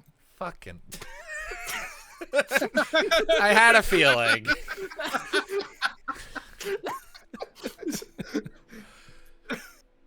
Yeah, I mean, yeah, you have the spell. Fair. I should have taken that into account. Should have like put a wall there to block line of sight, but that shows me for okay. So yeah, Tristan, you sort of. You need another misty step to get out of there. All right, so Tristan, I mean- as you sort of advance up to that little skeleton there in that pile of burns, you look across, you hold up your ring stone, focus on a spot across the way, and begin chanting an incantation. The rest of you watch as these threads and swirls of silver light and luma rise up around Tristan as he's working his magic. Those of you with arcane know-how can recognize the words he's saying, can kind of recognize what he's doing. Before that light sort of, he like lifts a couple of inches up off the ground and then just sort of like jumps across the distance about 30 feet and then comes to a landing on the other side, touching down safely and leaving a trail of silvery glowing threads in his wake that sort of coil and shrivel and vanish in little sparkles. Are you sure you want to waste that many spells? I'm going to roll perception to see if there's a button on this side or Roll it. something. All right. Well, see if it is Actually, would that be an investigation? Whatever. It would be perception of 5. I mean, it's pretty goddamn obvious this close. Yeah, there's like a lever sort of set into the side of that altar, and the thing you saw at a distance from that altar is a hand sort of jutting up, a hand made of stone, palmed, upturned, and wide open, with a sort of, it's almost like one of those like viewing scopes you have on a ship that kind of unfolds, but it's made out of solid gold and has a little notch at the end, presumably the key for the door at the end, back at the start. Is there another door here too? At There's the, a you mean up here? door. Yes. Yes, there is a wooden door there, just a regular ass door. Tristan is going to turn around and say, Donald, did this lever disable anything, or is this a trick? When I pulled that lever, it did make the return trip across a lot easier. I think it turns off the trap for a short time. I don't know exactly how long, I just booked it.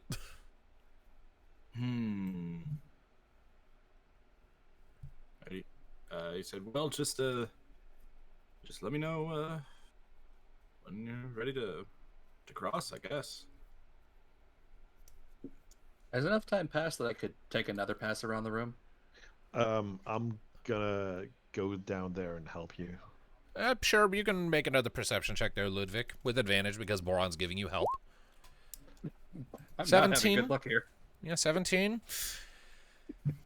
You're starting to think that Veronica was trying to waste your time. You're not seeing anything of interest in here.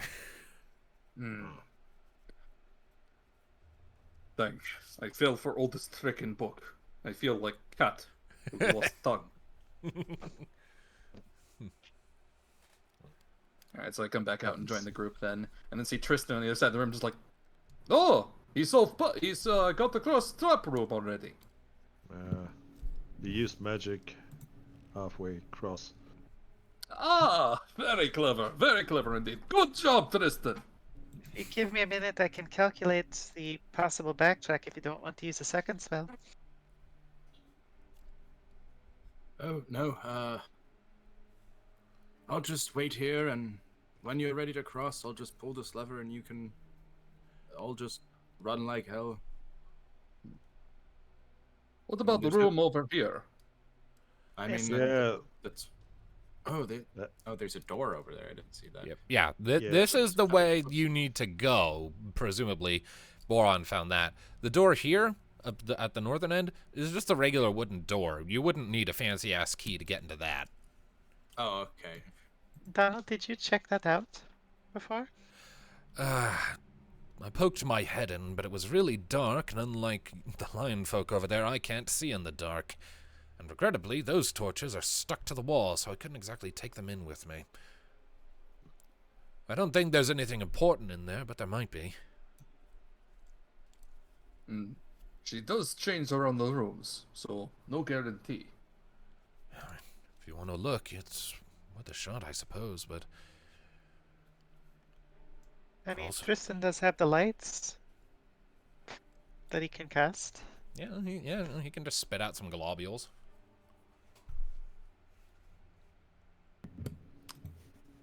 It's all And on you, with that- Tristan. With that, Tristan is going to somehow discern that the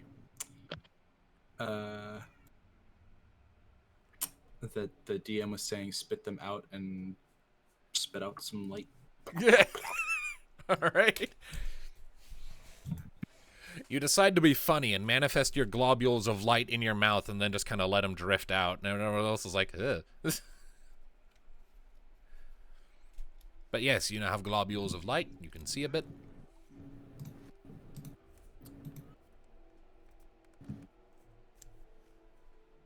All right.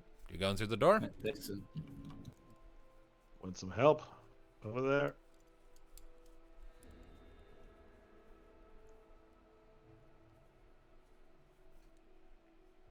Tristan, Boron was speaking to you. Oh, Take that for a no. sorry. Yeah. Yes, I am going through the door. My mistake. And Boron was Sorry, I asking had if to you needed any help. I don't know. Do I need help? I don't know, do you? I don't know. I opened the door. Okay. I guess not. Yeah, sorry, All right. I was responding to a question. You open the door, and Donald wasn't kidding. It's dark in here.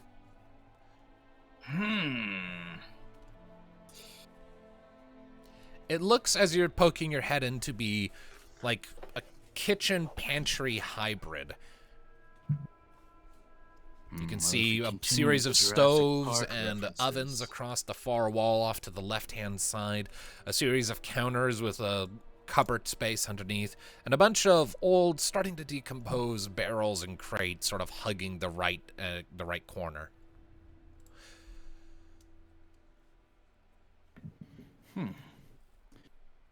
Well,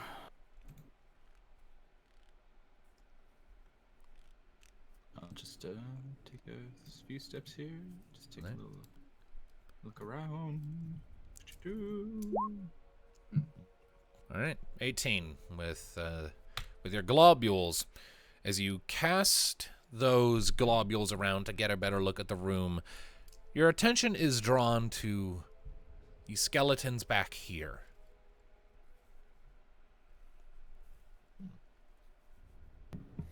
It looks like there are two of them. The one is smaller than the other, and the larger one is sort of curled around the smaller one. As you draw closer, you see that there's an unrolled sheet of parchment, sort of with like a small little disc-shaped ringstone, sort of clutched in the hands of the larger skeleton.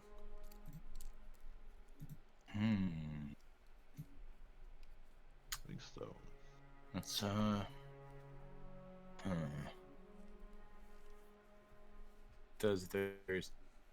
Do I notice anything that might seem like a trap here? With that 18 perception, doesn't look like it. Well, I suppose I'll just grab that and excuse me. You reach down and you take the sheet of parchment and its little attached ringstone, and you recognize it as a scroll of Revivify. Judging by the fact that the seal that kept it rolled up is broken, you get the impression someone attempted to use it, but it didn't go through for whatever reason. It didn't work. I'm actually gonna do a little Arcana check here. Okay. What specifically are you trying to do with that Arcana check? Basically see like if it was, like if just like the seal was broken, it was actually trying to be cast, or if the seal was broken and it was unable, and they didn't get the chance to cast it, or if there might be something that could prevent it from working. Looking at the scene in front of you, and sort of examining the scroll with your knowledge of magic stuff, the vibe you're getting is that the scroll was unrolled and someone basically went through all the motions of casting it, but there was no viable target, and so the energies of the spell just returned uselessly to the scroll.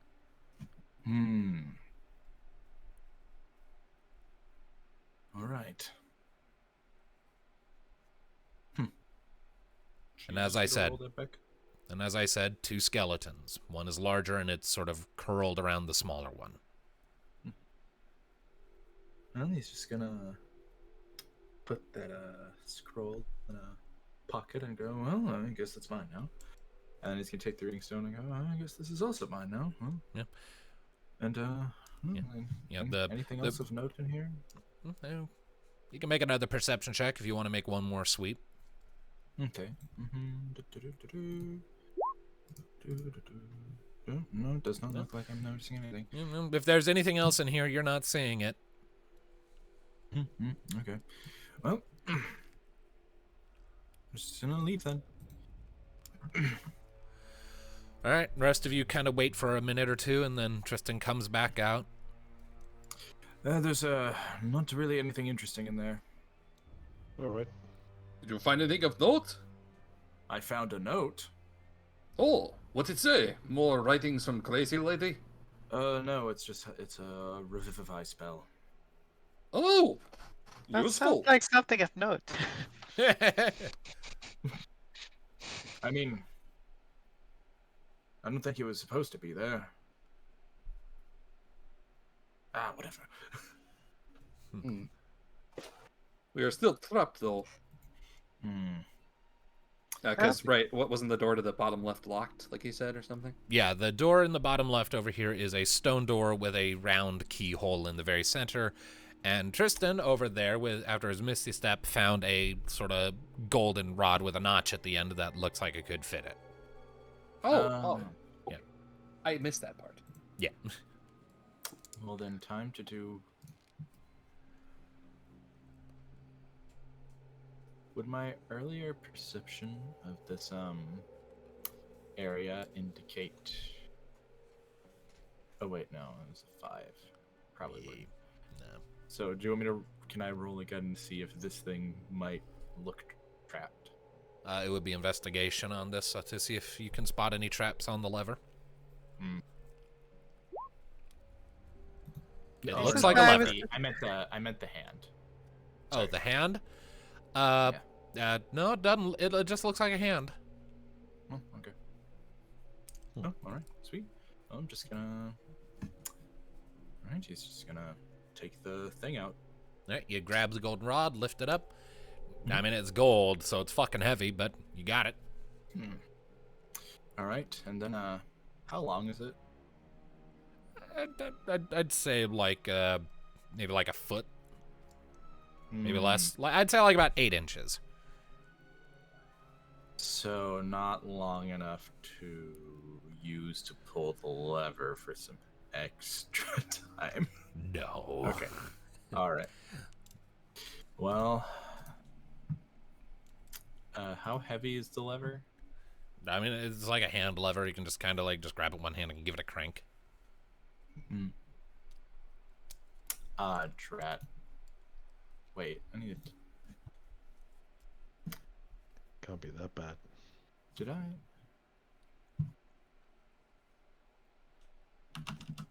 I need to double check something because I think I might have forgotten something.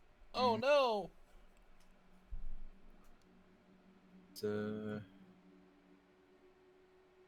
We're 3rd level? You're level 3, yes. Okay, never mind then. Okay. I was like, well, I can just use Mage Hand to do it. I went, oh wait, I don't have Mage Hand. Oh well. Just pull the Do you have lever like a summon normal familiar? human. That does not work in this setting. Unfortunately, it doesn't. Yeah. Okay. Alright, so then he's gonna pull the lever and then run. All right. You pull the lever, and it starts like very slowly starting to like tick back up. And you looking at it, you like in the back of your head, you run some quick calculations, a high intelligence stat, and you deduce you have maybe 60 seconds. So you book it. You turn and you go into a sprint across the floors, and like the pressure plates under you as you're going across. But with 60 seconds and you go in full dash, you have more than enough time to make it across easy. And then you get to the other side, a little winded, but otherwise fine. You know that. Well done. Time and Well done. A time in what? Well, it was an ancient temple in the forgotten sands of the south. Unfortunately, I was the only one that ended up making it through all the traps.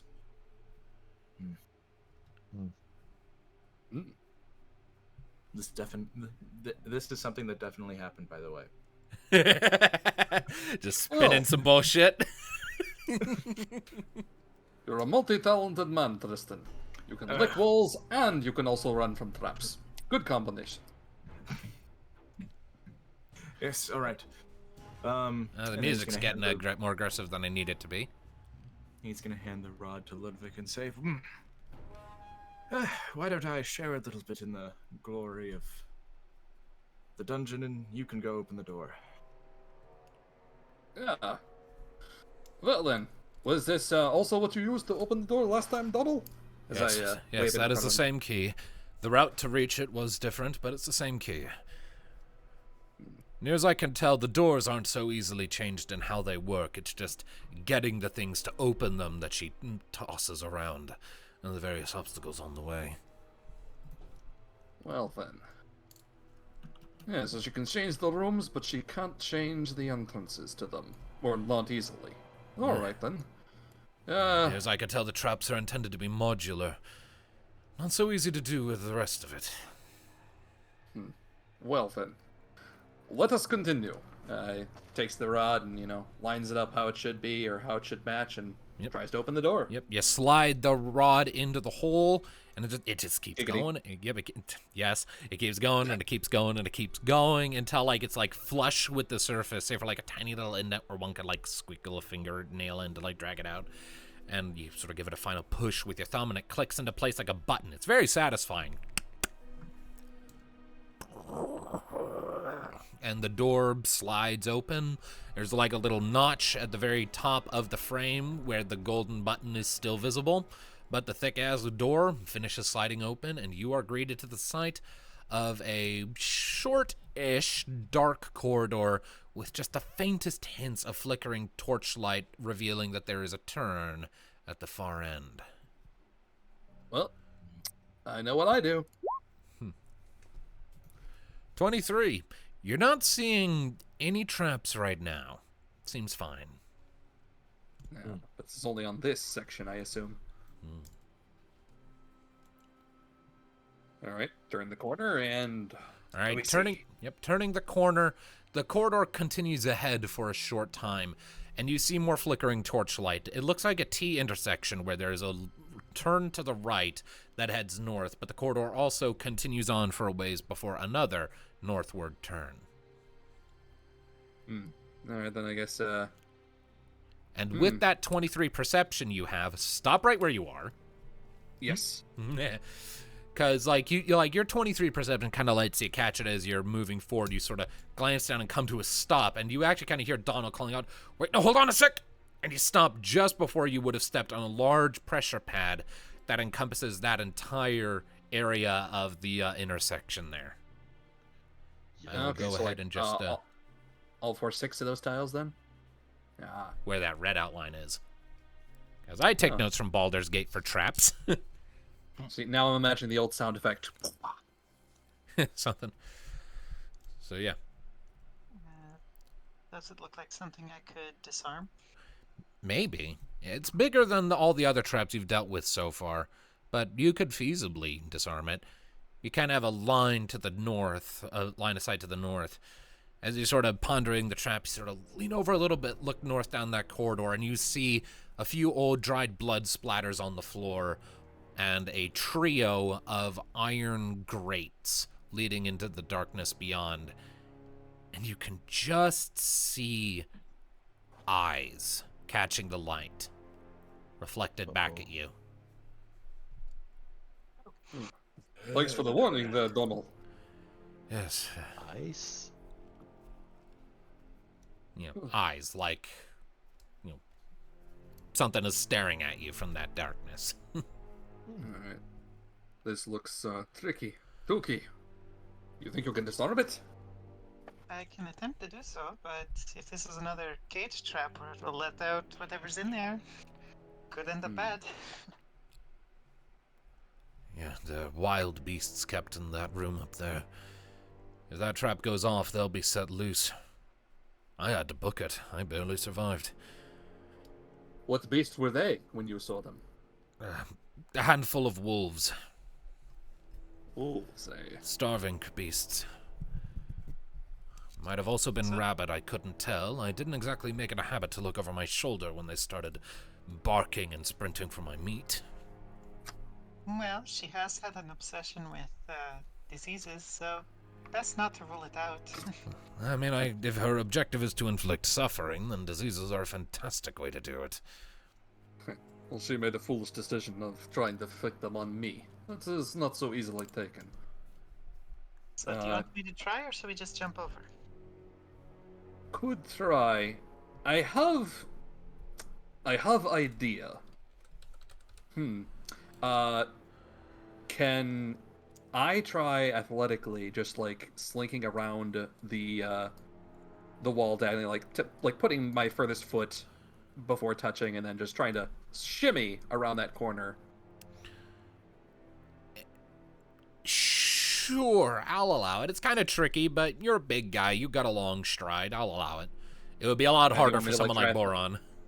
Would you like me to try athletics or something? Or Nah, you don't need to roll for this. You got long legs. You got a long stride. You're a tall lion person. You can get around it easily enough. Yes. I'm going to see if I can tell what awaits us in these grates. Should I roll again, or what do you want me to do? The goal is to try and see if I can figure out what is inside those grates and if they're reachable for me. For example, with a javelin. Well, as you're sort of advancing, it would be a perception check to see if you can spot what's in there. All right, I can do that. Ooh, that's good. Okay, a 10. I mean, you're right. Our sense of smell is kind of saving your hide here. You can kind of pick out the canine scent easily enough, and you deduce, yeah, there are definitely wolves in there, but there's another more woody scent accompanying them. And as you're sort of drawing a little closer, you can just make out the sound of something padding toward the grates, and another pair of eyes, larger than those of the wolves, reflecting the light.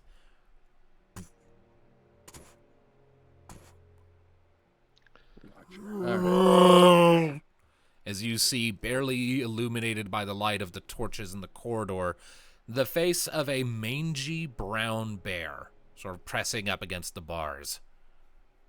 It peels back its lips to show off yellowing teeth and sort of red, spotty, unhealthy gums.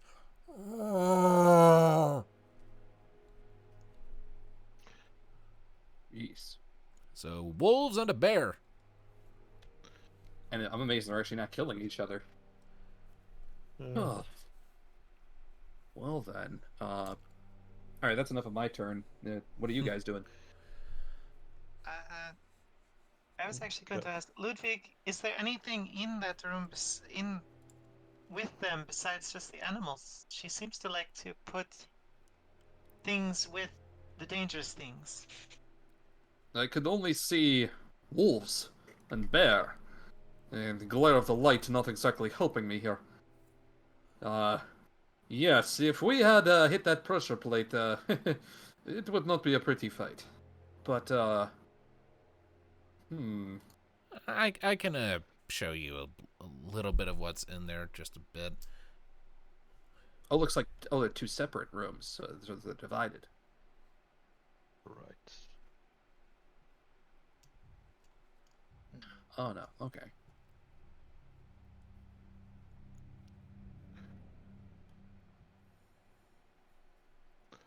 Boron is helping Tuki disarm the trap. Okay. So then, Tuki, it would be a thieves' tools check, and you'd get advantage with assistance from Boron. Awesome.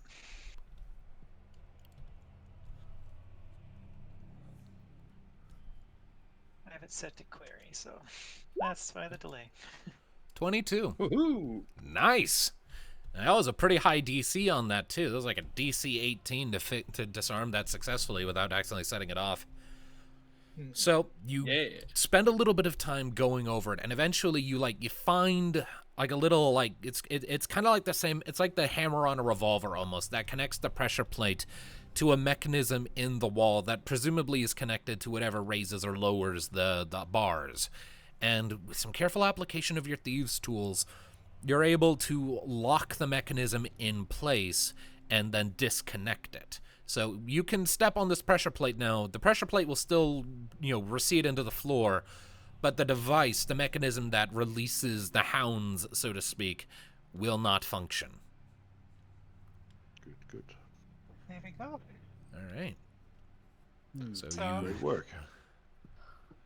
you successfully managed to bypass that common encounter, so I'll just show you what you would have been up against. That's a significant amount of pack tactic creatures. Yeah. You fought a similar amount when you were dealing with the Slitherbounders. Yeah. I have something I'd like to do, but the other guys, you go first. All right. Boron, Tristan, anything from you? Nothing really. No. Right. All right. The yellowing teeth on that bear, the mange on those wolves. This is horrible treatment. I cannot let such creatures live in such suffering. It is not right. Not right at all. Can I do a medicine check to see if are any of them beyond saving, or are any of them beyond saving? Is what I want to find out. You can make I'd say animal handling or medicine. Okay. Your pick. 21. I mean, if you could find a way to get them out of here without, having to fight them, maybe they could recover. The wolves look like they're pretty much fucked, but the bear doesn't look to be in as bad straits. It's not happy. It clearly wants to kill you. But if you could find a way to get it back out into a wild environment, there's a chance the bear could survive and make a recovery. It wouldn't be easy. And, survival of the fittest, it'd probably get, screwed over before too terribly long anyway, but it would have better odds than the wolves. All right. Well, then, I'm going to be a bit creative here. I'm going to use this. Speak with animals. Okay. I believe that's one of your spell slots consumed, yes? Yes, I would be down to 2 then. All right. So, you pull out your ring stone, hold it up to your chest, offer up an incantation, part of which is a prayer to Suna. And as you do, you feel like the outer boundaries of your mind sort of balloon out somewhat and sort of link to those of the animals before you. I'd probably open up by saying it's like, you poor creatures, who has trapped you in here? The bear seems perplexed for a moment as communication from a creature that normally isn't capable of such reaches it. Sort of shakes its head a little bit. And across this communicative link, there's this sort of stream of fragmented, half-understood information. Bear existing in sort of dense forest, a ways away from what you know to be Kenalla's Rest, just existing, enjoying itself, looking for a mate maybe. And then the image flashes, changes, it's running from something. There's pain in its hide. And then it's in chains and in a net, muzzle bound, being dragged through stone and dirt, and then into a darkened space, where it's dragged further and further until it was tossed into this space, and the hard bars that do not bend under its strength lowered, and it could no longer escape. It seems it did not have a good understanding of what captured it or why. Hang on, let me just read the descriptions here again. Clearly, what I would perceive from the past day, you might be able to perceive. Okay. All right. Ludviek, since he's a carnivore, and these are mostly good carnivores, he takes out 5 pieces of dried meat and tosses one to each of the animals.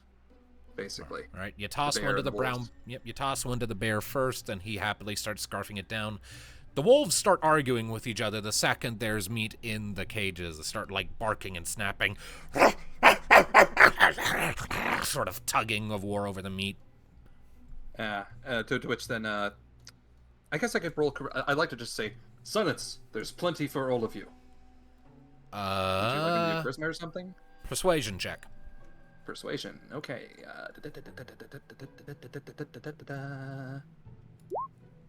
Oh, not as good. But either way, he still throws in more meat for each of them. All right. Well, saying that. Yeah, so you say there's enough for each of you while saying that. The wolves don't seem really to care. You get the impression that they've been here so long that their minds are gone. The brown bear, on the other hand...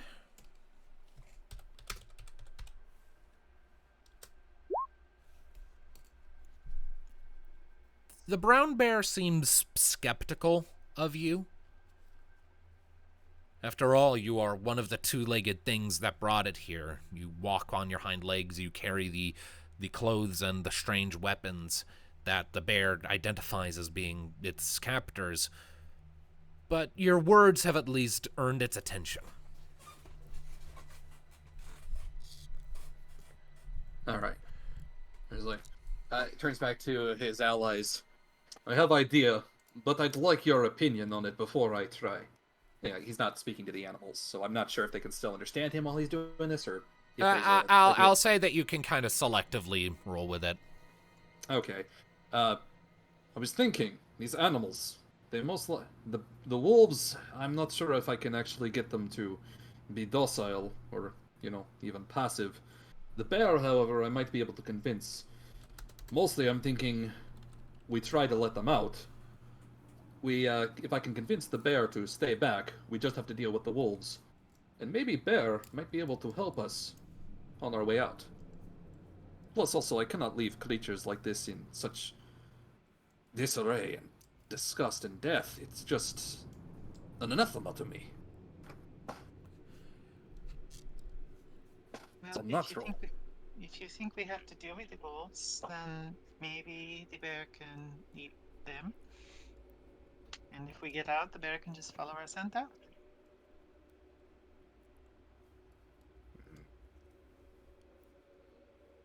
Problem is, even if we do deal with getting out of here, I feel like it'd be better if we had more help.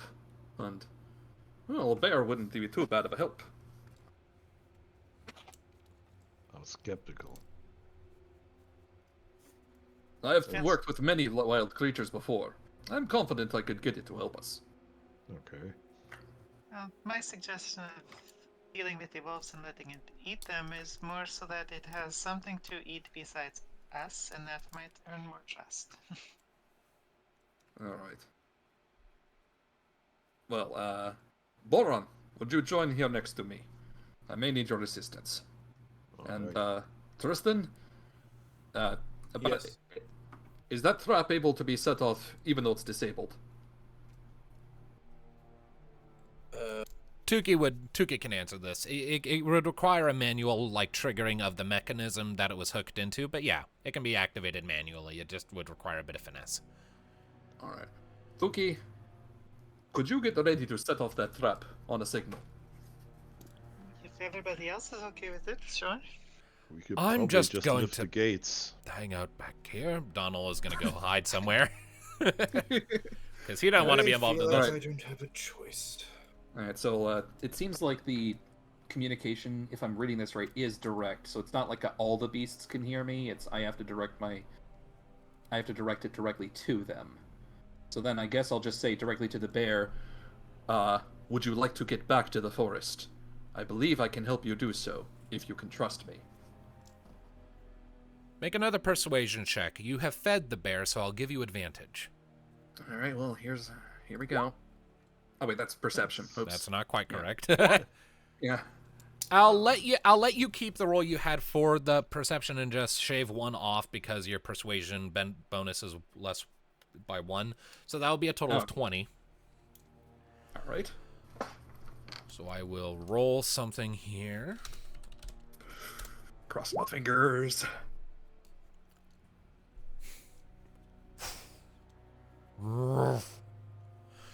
You get like this, the sense that the bear is projecting to you as you sort of communicate the desire to help it return to the woods is it's choosing to trust you, not because it thinks you're deserving of trust, but simply because if you're trying to lie to it, it can get at you more easily if the bars are out of the way. So it just wants out of here. Your help is a welcomed but not required once the gates are gone. All right, then I guess the last message I would send to the bear is, then stand back from the bars. The wolves are too far gone. They will attack you and me once the doors are open.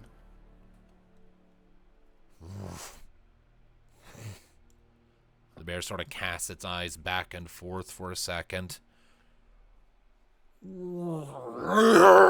Sort of lets out a sort of somewhat weakened, less than usual roar, and then lumbers back a ways from the gate. All right. And then, I guess I say, Tuki, do it now. Alright, here goes. All right. Try if we Releasing can the just hounds. lift the gates, the middle gates only. Oh well.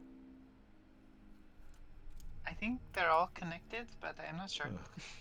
All right. They are all connected, yeah. Damn. All right. So, Tuki, you manually trigger the trap. You sort of... And then there's the sound of clockwork and metal machinery in the walls. And the metal bars start to... And the wolves perk up immediately, their teeth bared. And the second there is sufficient space, they start scrambling forward. I need you all to roll initiative. Yay. right. Yippee. Hey, if this works well, we could end up with a bear ally in the final fight. I'm skeptical. Oh Where's the no! Oh no! Oh, 3 5s. That's not great. Okay. We should have been prepared for this. We knew the doors were going to open. This wasn't a Okay. surprise. 1, 2, okay, so. I should have gone up and put a trap in front of one of them first. Oh yes! Oh Okay, god. let's see. that here. would have been good. We can't rewind time, unfortunately. Nope. All right, so that wolf will get a 15. This wolf will get a 21. This wolf will We get just weren't 5. prepared for how voracious they were. Yeah, they're pretty fucked. All right, and this one will get a Oh, 17. I am head desking harder. I have a javelin. I could have just poked some of them at first. Ah! Ah! Ah! Ah! And the bear gets a 9. All right, and all right, Not that disappointing. you're gonna have 3 wolves in a row. All right, so Huzzah. Wolf 1 is gonna come barreling out for you, Boron, because you're closest, and it is gonna bite at you. That's a 22 to hit. Gee. Yeah, that hit. All right. Okay. Okay, I believe that's 7 points of piercing damage. Your armor reduced that? Yep. To 4. All right, the wolf comes barreling in and, like, sort of pounces at you, and, like, you have a shield, yes? I do. Okay, you bring your shield up and sort of catch it, but, like, it's still, like, its back paws sort of hook underneath and, like, sort of find gaps, like, in the armpits of your armor and sort of leave little bloody marks on the undersides of your arms, making you, like, ah! Let's see here. This wolf is going to angrily sort of, like, almost, like, scramble under its friend and then jump out here at you, Ludviek. Right. That's a 20 to hit. Yep, it is. All right. That is 8 points of piercing damage to you. Ouch. Yeah, it rolled well. Damn. So, like, as it's come bounding forward, like, oh shit, and, like, you raise up your arm and its teeth just sink into your forearm and it hurts. All right. This F8, third wolf. F8, F8, F8, F8. What is F8 again? Quick load. Ah. All right.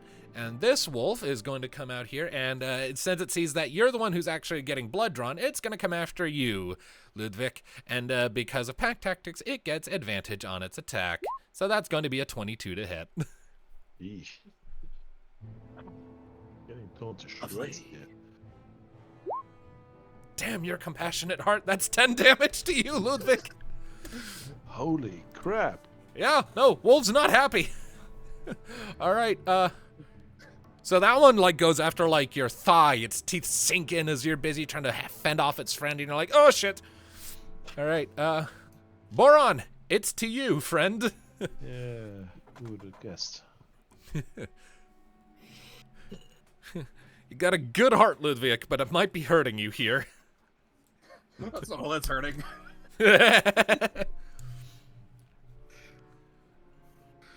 No. Should have done the traps. Forgot the traps. Okay. Got a lot of practice. Boron's gonna move into the middle All right. and is gonna hack on wait, this one. All right, the one directly in front of Ludviek. Yeah. All right. You know what we could have also done? Too bad. Move on. I was gonna say we also could have had Tristan just walk up and just shoot them with fire through the bars You didn't. over and over again. There were so many better ways you could have done this. Like, I was stupid. Nobody else spoke up. Okay, listen to this. I'm not smart always. to be fair, Tristan thought it was stupid, but he's like down here. So he didn't hear any of it happening. All right. My character sheet is gone. Oh no. Why? It's completely empty. What? It's Try refreshing the page. okay. There we go. Yeah, I opened it in as a separate window. Then it works. Okay. Yeah, it seems fine to me. Yeah. All right. A 19 to hit. Let me double check these. I'm pretty sure that hits. Oh yeah, that hits. These guys only have like 13 armor class. 11 points of damage. All right. Well, I mean, these guys hit like a truck, but they can't be hit like a truck. They're glass cannons. So as like Ludviek is like struggling with these two, you sort of like the one that's like gnawing on his thigh, you sort of like kick it in the side of the head. And then you bring up your axe and bring it down on the back of the neck of the one that Ludviek is struggling with, and just cleave its head clean from its shoulders. It is that is a dead wolf. So let's see here. Come get some. All right, I'll remove that one from the turn order, and I'll just move it off the map over here for ease. All right. Anything else you wish to do, or is that your turn? Nope. Still good. All right. Not taking second wind yet, just yet. All right. It's for the brown bear. As it comes bounding forward and attacks the wolf that you kicked in the head. So it's going to make 2 attacks, one with its bite and one with its claws. Okay, so the bite misses, but the claws hit, dealing 13 slashing damage that brings that wolf down. So like as you're like turning to the wolf you kicked in the head there, Boron, you see just the blooming shape of the brown bear emerging from the darkness behind it, lips peel back, and it like bites down on the tail of the wolf and then drags it squirming and whining back into the darkness before you just hear a and that wolf is dead. I'll just add it to the pile. Don't want to mess with the bear. No, you don't. In the pile. So I just have a pile of tokens that are corpses over here. All right, that is the bear's go. It is to this wolf. That is going to just keep going after Ludviek because you know it senses weakness. Oh no. Ludviek, you are harmed. You are a target. You are bloody. Please, RNGesus. No! RNGesus does not care for you right now. That is going to be a 22 to hit, so I'm pretty sure that hits. That's 10 piercing damage. Ludviek, I'm you are down. unconscious. So the wolf so this next wolf pounces at you, and you're like, oh shit, and like raise your hands up to try and catch it, and like its paws are like get past, sink into like your chest, so and like you're already kind of off balance because your thigh got bit, so you stagger back, fall back to the ground, and as you do, you struggle with the wolf for a second before like its teeth like find your shoulder and just rake through, and there's a lot of blood loss, and you like your vision swims for a second, and then you. So you're unconscious, and it is now your turn. I need you to make a death saving throw. I believe that is just a con save, essentially. It's just a flat save. Ah, Yeah, just you roll a a so just a D20. flat. Is So it just 10 a. or less, you fail. Yeah. Isn't it this thing right here? Okay, that is one failure. Oh shit. All right. Do I have to roll again, or? No, not until your next turn. Tuki, you're up. Okay. Alright, I'm 35 away, so I will use my movement and a dash. Fast hands patch him up with a medical kit. All right, so that stabilizes him. Yes. Yes, All without right. having to make a medicine check. All right, Ludviek, you're not up, but you are stable, so you're no longer dying. Okay. And then since he's lying down, I'll just leapfrog in front. Why? Or over him so that they have to. All right, so you're like a raven possessively clinging to a sock it stole from Mama and just Yes. standing on top of him. Yes. All right, I believe that's your turn. Yep, that's all I got. Tristan, you're up. All right. Just gonna walk over here and then do a little finger gun pew at that guy. All right, firebolt. Yep. All right, accuracy or attack roll, magic attack roll. 10. No. You fire off a bolt of flame from your fingers with a quick incantation through your ringstone, and it like smashes against like the wall just next to the wolf, and it like sort of bounces away from the flame, but is otherwise unharmed. Hmm. All right, that's your. Fuck these wolf attack rolls. That's I roll to damage the wall. Okay. 6 points of fire damage. The fortress has it. This dungeon has about 4,000 hit points left. Oh, so that's a realistic goal. Okay. No. Oh, all right. We do not want a Rocks Fall ending, please. Yeah, no. Rocks fall. Everyone dies. This ain't the Tomb of Horrors or whatever that dungeon was. Nothing. That is Tristan's Well, turn, that's I it. believe. Unless you want to use the rest of your movement to go somewhere else. You use like 15 feet of movement to get where you Closer are. to the wolves.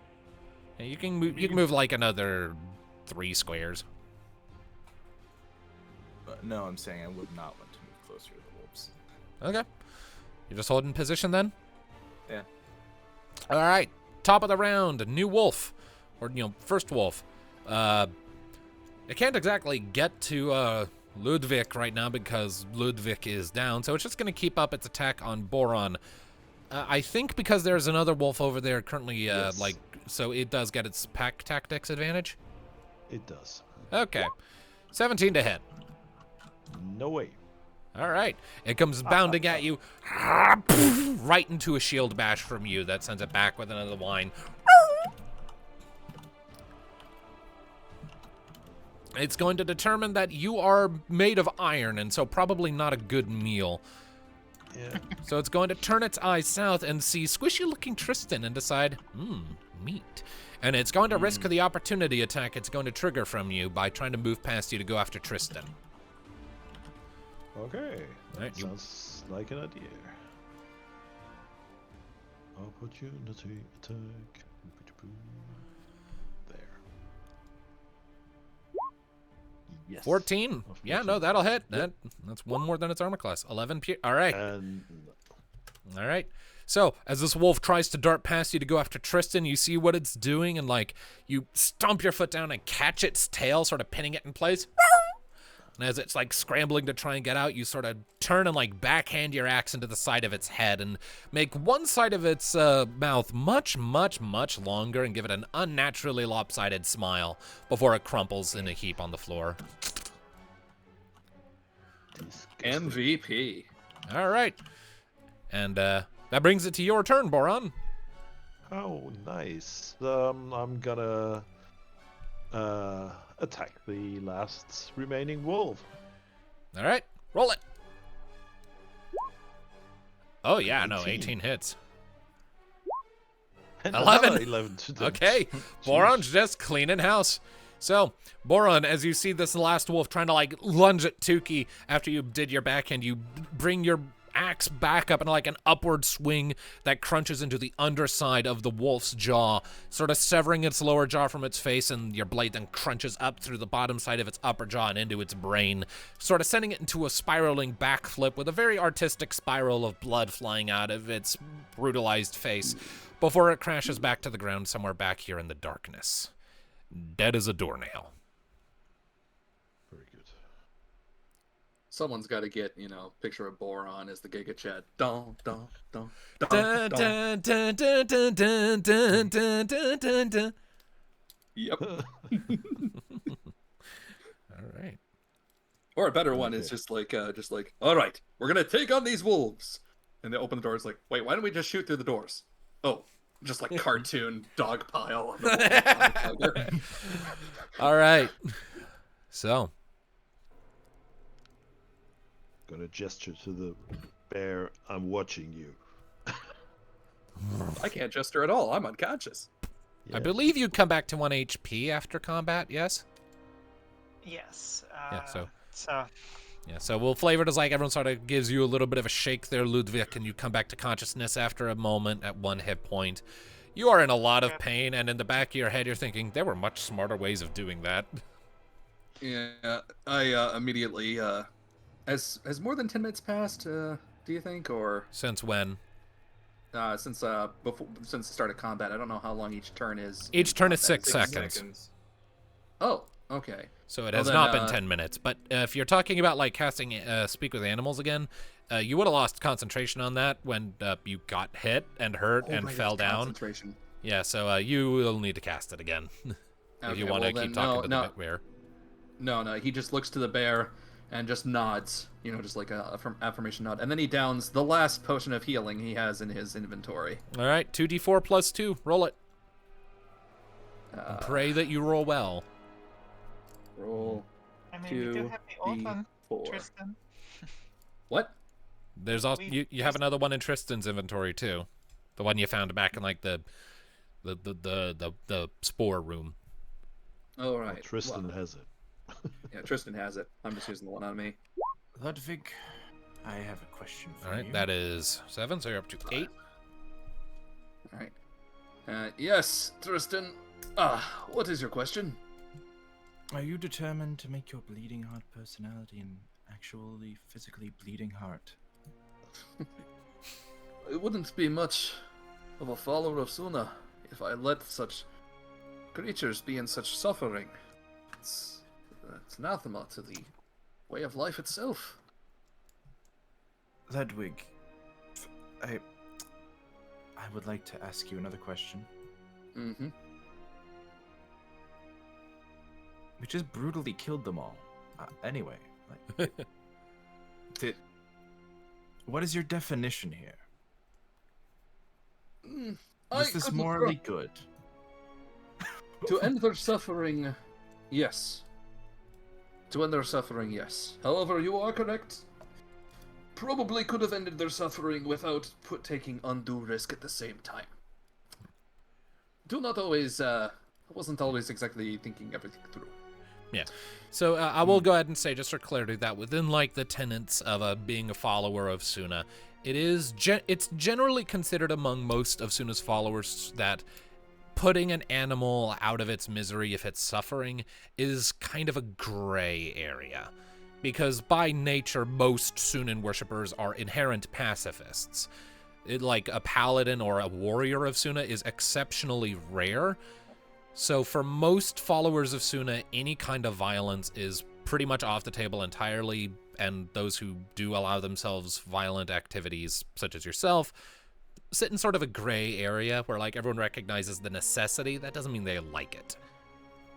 And in the case of mercy killings, no one in your faith would like what just happened, but given the circumstances, there are not many alternatives you had at your disposal other than just leaving them, and that is anathema to the whole point of being a Sunan. So yeah, I'm hoping that gray area, that does play into a bit more, but that can be for another time. But yeah. It's like that was like a thing you did where like you weren't like you were abiding by the rules of your faith as well as you could in a really shitty situation where there were no right answers. Yeah, like if Ludwig I mean, you see a bunch of animals with mange that were insane, and they're gonna be either gonna harm someone else or they're just gonna sit there suffering until they die of their injuries, and that is no way for a creature to go out. Now, so that was the motivation. So okay, lesson learned. Just have Tristan firebolt things from a distance. That's a better idea. Yeah, just let Tristan solve it. He seems fine. Can we give him the potion? You want to give him another potion? Not the one we found. No. I mean, if you are supposed to be standing in the front when fighting starts, we want you to at least look healthier than I do.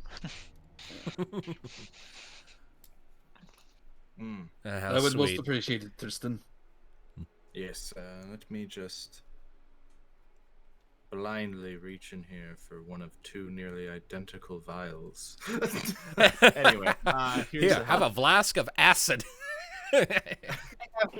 Anyway, he was going to pull out the potion of poison. Oh, right, yeah, you still have that. I forgot. Anyway,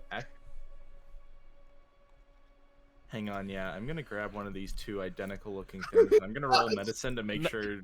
You know which one is the potion of poison because it has a red ribbon tied around it as if, like, here, a gift.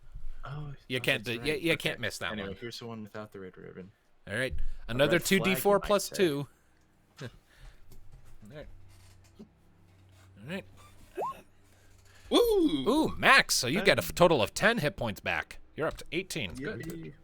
All right, so you're still stiff and sore, and you've got some bloody like marks, but like you're not like bleeding profusely. You'll be fine at this point. You're sure. Sure. Well, I'll just do this.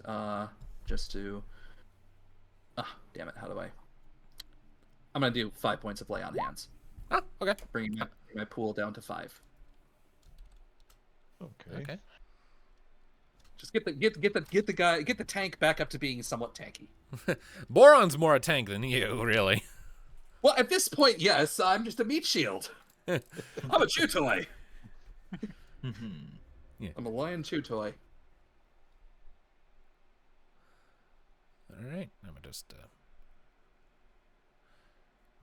Alrighty, so. Is this becoming a thing where we have to do one more for a finale? I think so, yeah, because Mick's almost out of time, I believe he just said, so. All right, well, sorry got about like that. Do we got like 8 minutes to finish up, or do you have to go? It's no problem. I can do another couple of minutes, All right. but probably not another hour or two. Okay. So I'd say let's try to just clear out this room, like into the next door or whatever. All right. Yeah. Okay. So I'll just take care of that. There we go. All right. I was just taking care of some mechanical stuff on my side. So with that done, Donald sort of pokes his head around. Is it safe? He probably sees the bear. He sees the Through the bear, and the bear looks at him. And to which then I hand out another piece of ration meat, because obviously rations are designed for humans, not for the humanoids. So bear probably needs more. So I give him another piece of rations. So that brings me down to 7 rations then. Bear sniffs at the meat you offer. Looks at Donald. Looks at the meat. Looks at you. Looks at Donald.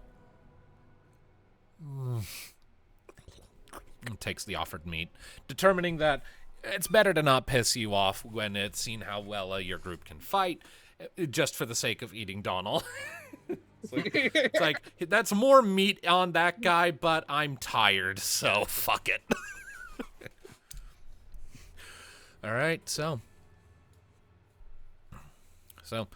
following the corridor with the bear kind of hanging back a bit, the corridor curves around to another doorway, sort of set into the wall. It's a regular stone door. As you're approaching that door, Donald sort of hugs the wall to get past the bear. And then he talks to the rest of you. Right, well, the next room will present itself as if it's the exit, but it's lying. There's a secret door on the back wall. I doubt the button to open it will have changed, though it might have. Veronica probably won't want me to stay, won't want me to make any escape attempts. But find the button to open that secret door and... well, I imagine she's already aware that you've rescued me, so she'll be waiting. Are you feeling any better at all? I am not well enough to fight. Well then...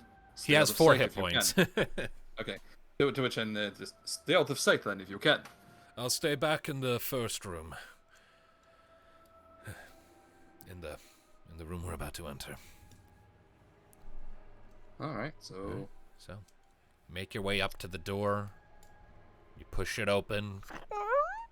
And you are greeted to a long sort of vertical room running north and south. There is a doorway at the... well, not a doorway. There's a ladder at the northern end leading up to a trap door. In the center of the room-ish is a symbol table with another of Veronica's notes on it. All right, I guess read the note. All right. How quaint. Yep. You Probably pick a up. good... You pick up the note. You hold it up, and it reads, "Bravo, bravo! You've made it to the end of my maze. Now remember what I said. You have 24 hours to run away before my people start chasing you down. And the timer starts at the moment you open that door behind you. Best climb that ladder and be on your way.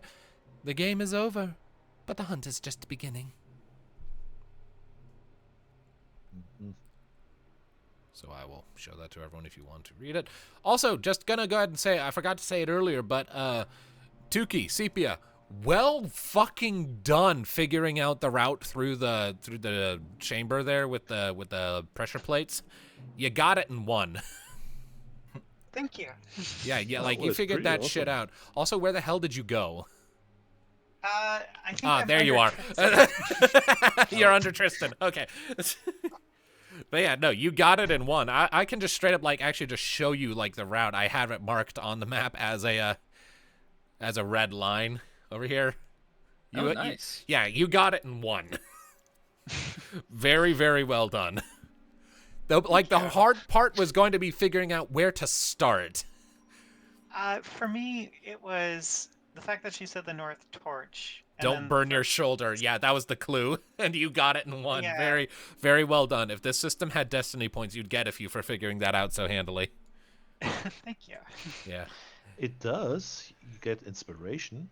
Yeah, but but people almost never use that. So. What does inspiration even do? Is it like a reroll or something? I It's like you can say no. I want advantage once. Ah, okay. Either Yeah, we didn't use advantage that. We didn't on- use that in the last game I played. So yeah, okay. on Cool. yourself, I believe, or disadvantage on an enemy attacks something. Alright. Well, probably a good spot to stop right here before we do anything else. Donald kind of pokes his head in, scans the wall for a few minutes. Here. This is the button. And he points out a loose brick on the wall. Very subtle. Push that, and the secret door opens. Then it'll just be a short walk to the real exit. And did she? How many? What was it like? Did she? Jeez, sorry. Words. What am I trying to say here?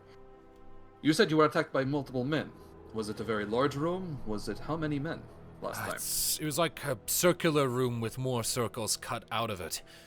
And she herself is a force to be reckoned with. She knows how to sword fight, and she has some ability with magic. Not much, but a little.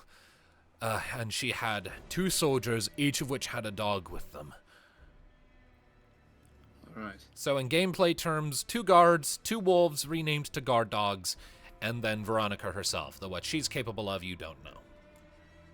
And that's assuming that Donald's assessment of the room holds true still. It has been a bit since he was there.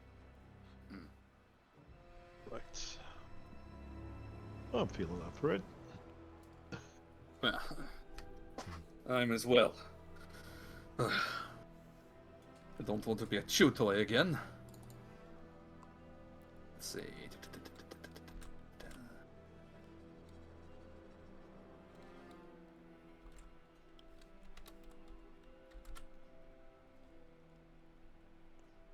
Well, shall we prepare then? I just wonder where the ladder leads. Oh well.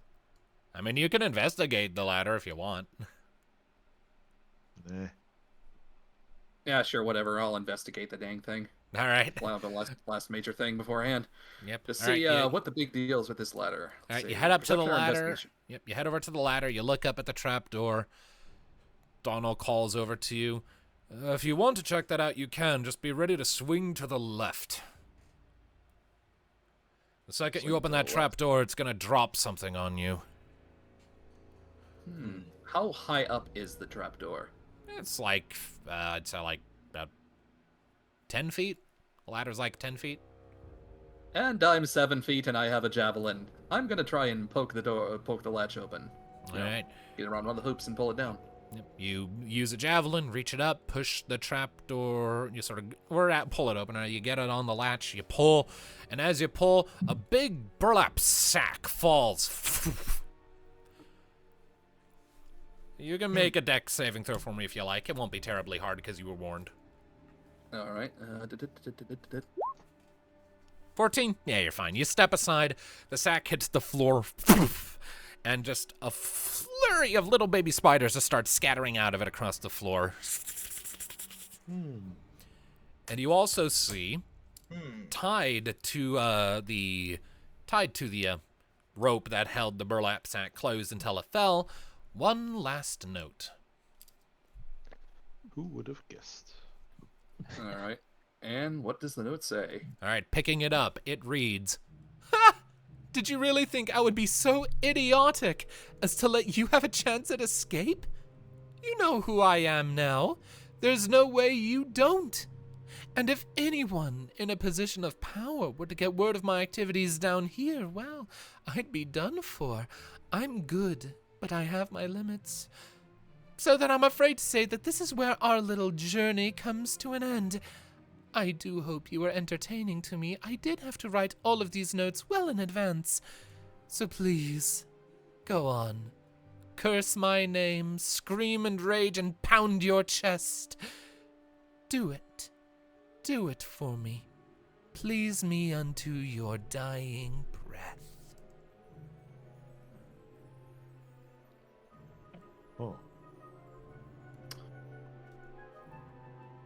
And Man. looking up into the space that the trapdoor leads up to, it looks like it was literally just a hole big enough to house the sack.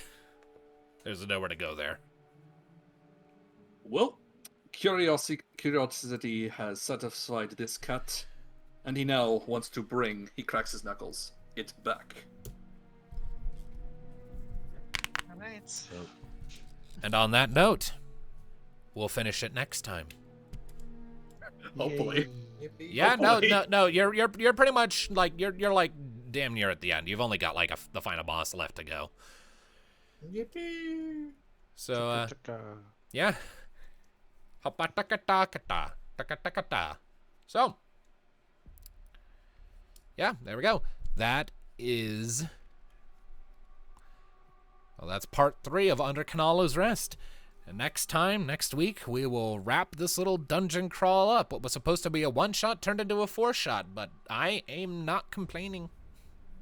I'm sorry. I just love this session. We got Tristan a puzzle? Poof. What puzzle? Yeah, Tristan got to be useful, so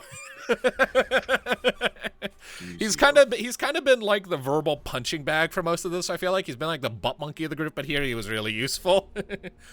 Yeah, that was my role today. Yep, this was your day, and not Ludvik's. But regardless, but yeah, remember, a DM's worst nightmare for a puzzle dungeon is a wizard. I guess I cast fly. Yeah, I suppose that is true, isn't it? Just walk in every room, detect magic, detect magic, detect magic. Yeah. All right, well, either way, if this does wind up on YouTube, then thank you all, ladies and gentlemen, so much for listening. We'll see you at the finale. Until then, take care of yourselves, keep listening, and don't be a dick. Bye-bye. You can't tell me what to do. I mean, no, but I can have horrible repercussions for the things you do. Mm.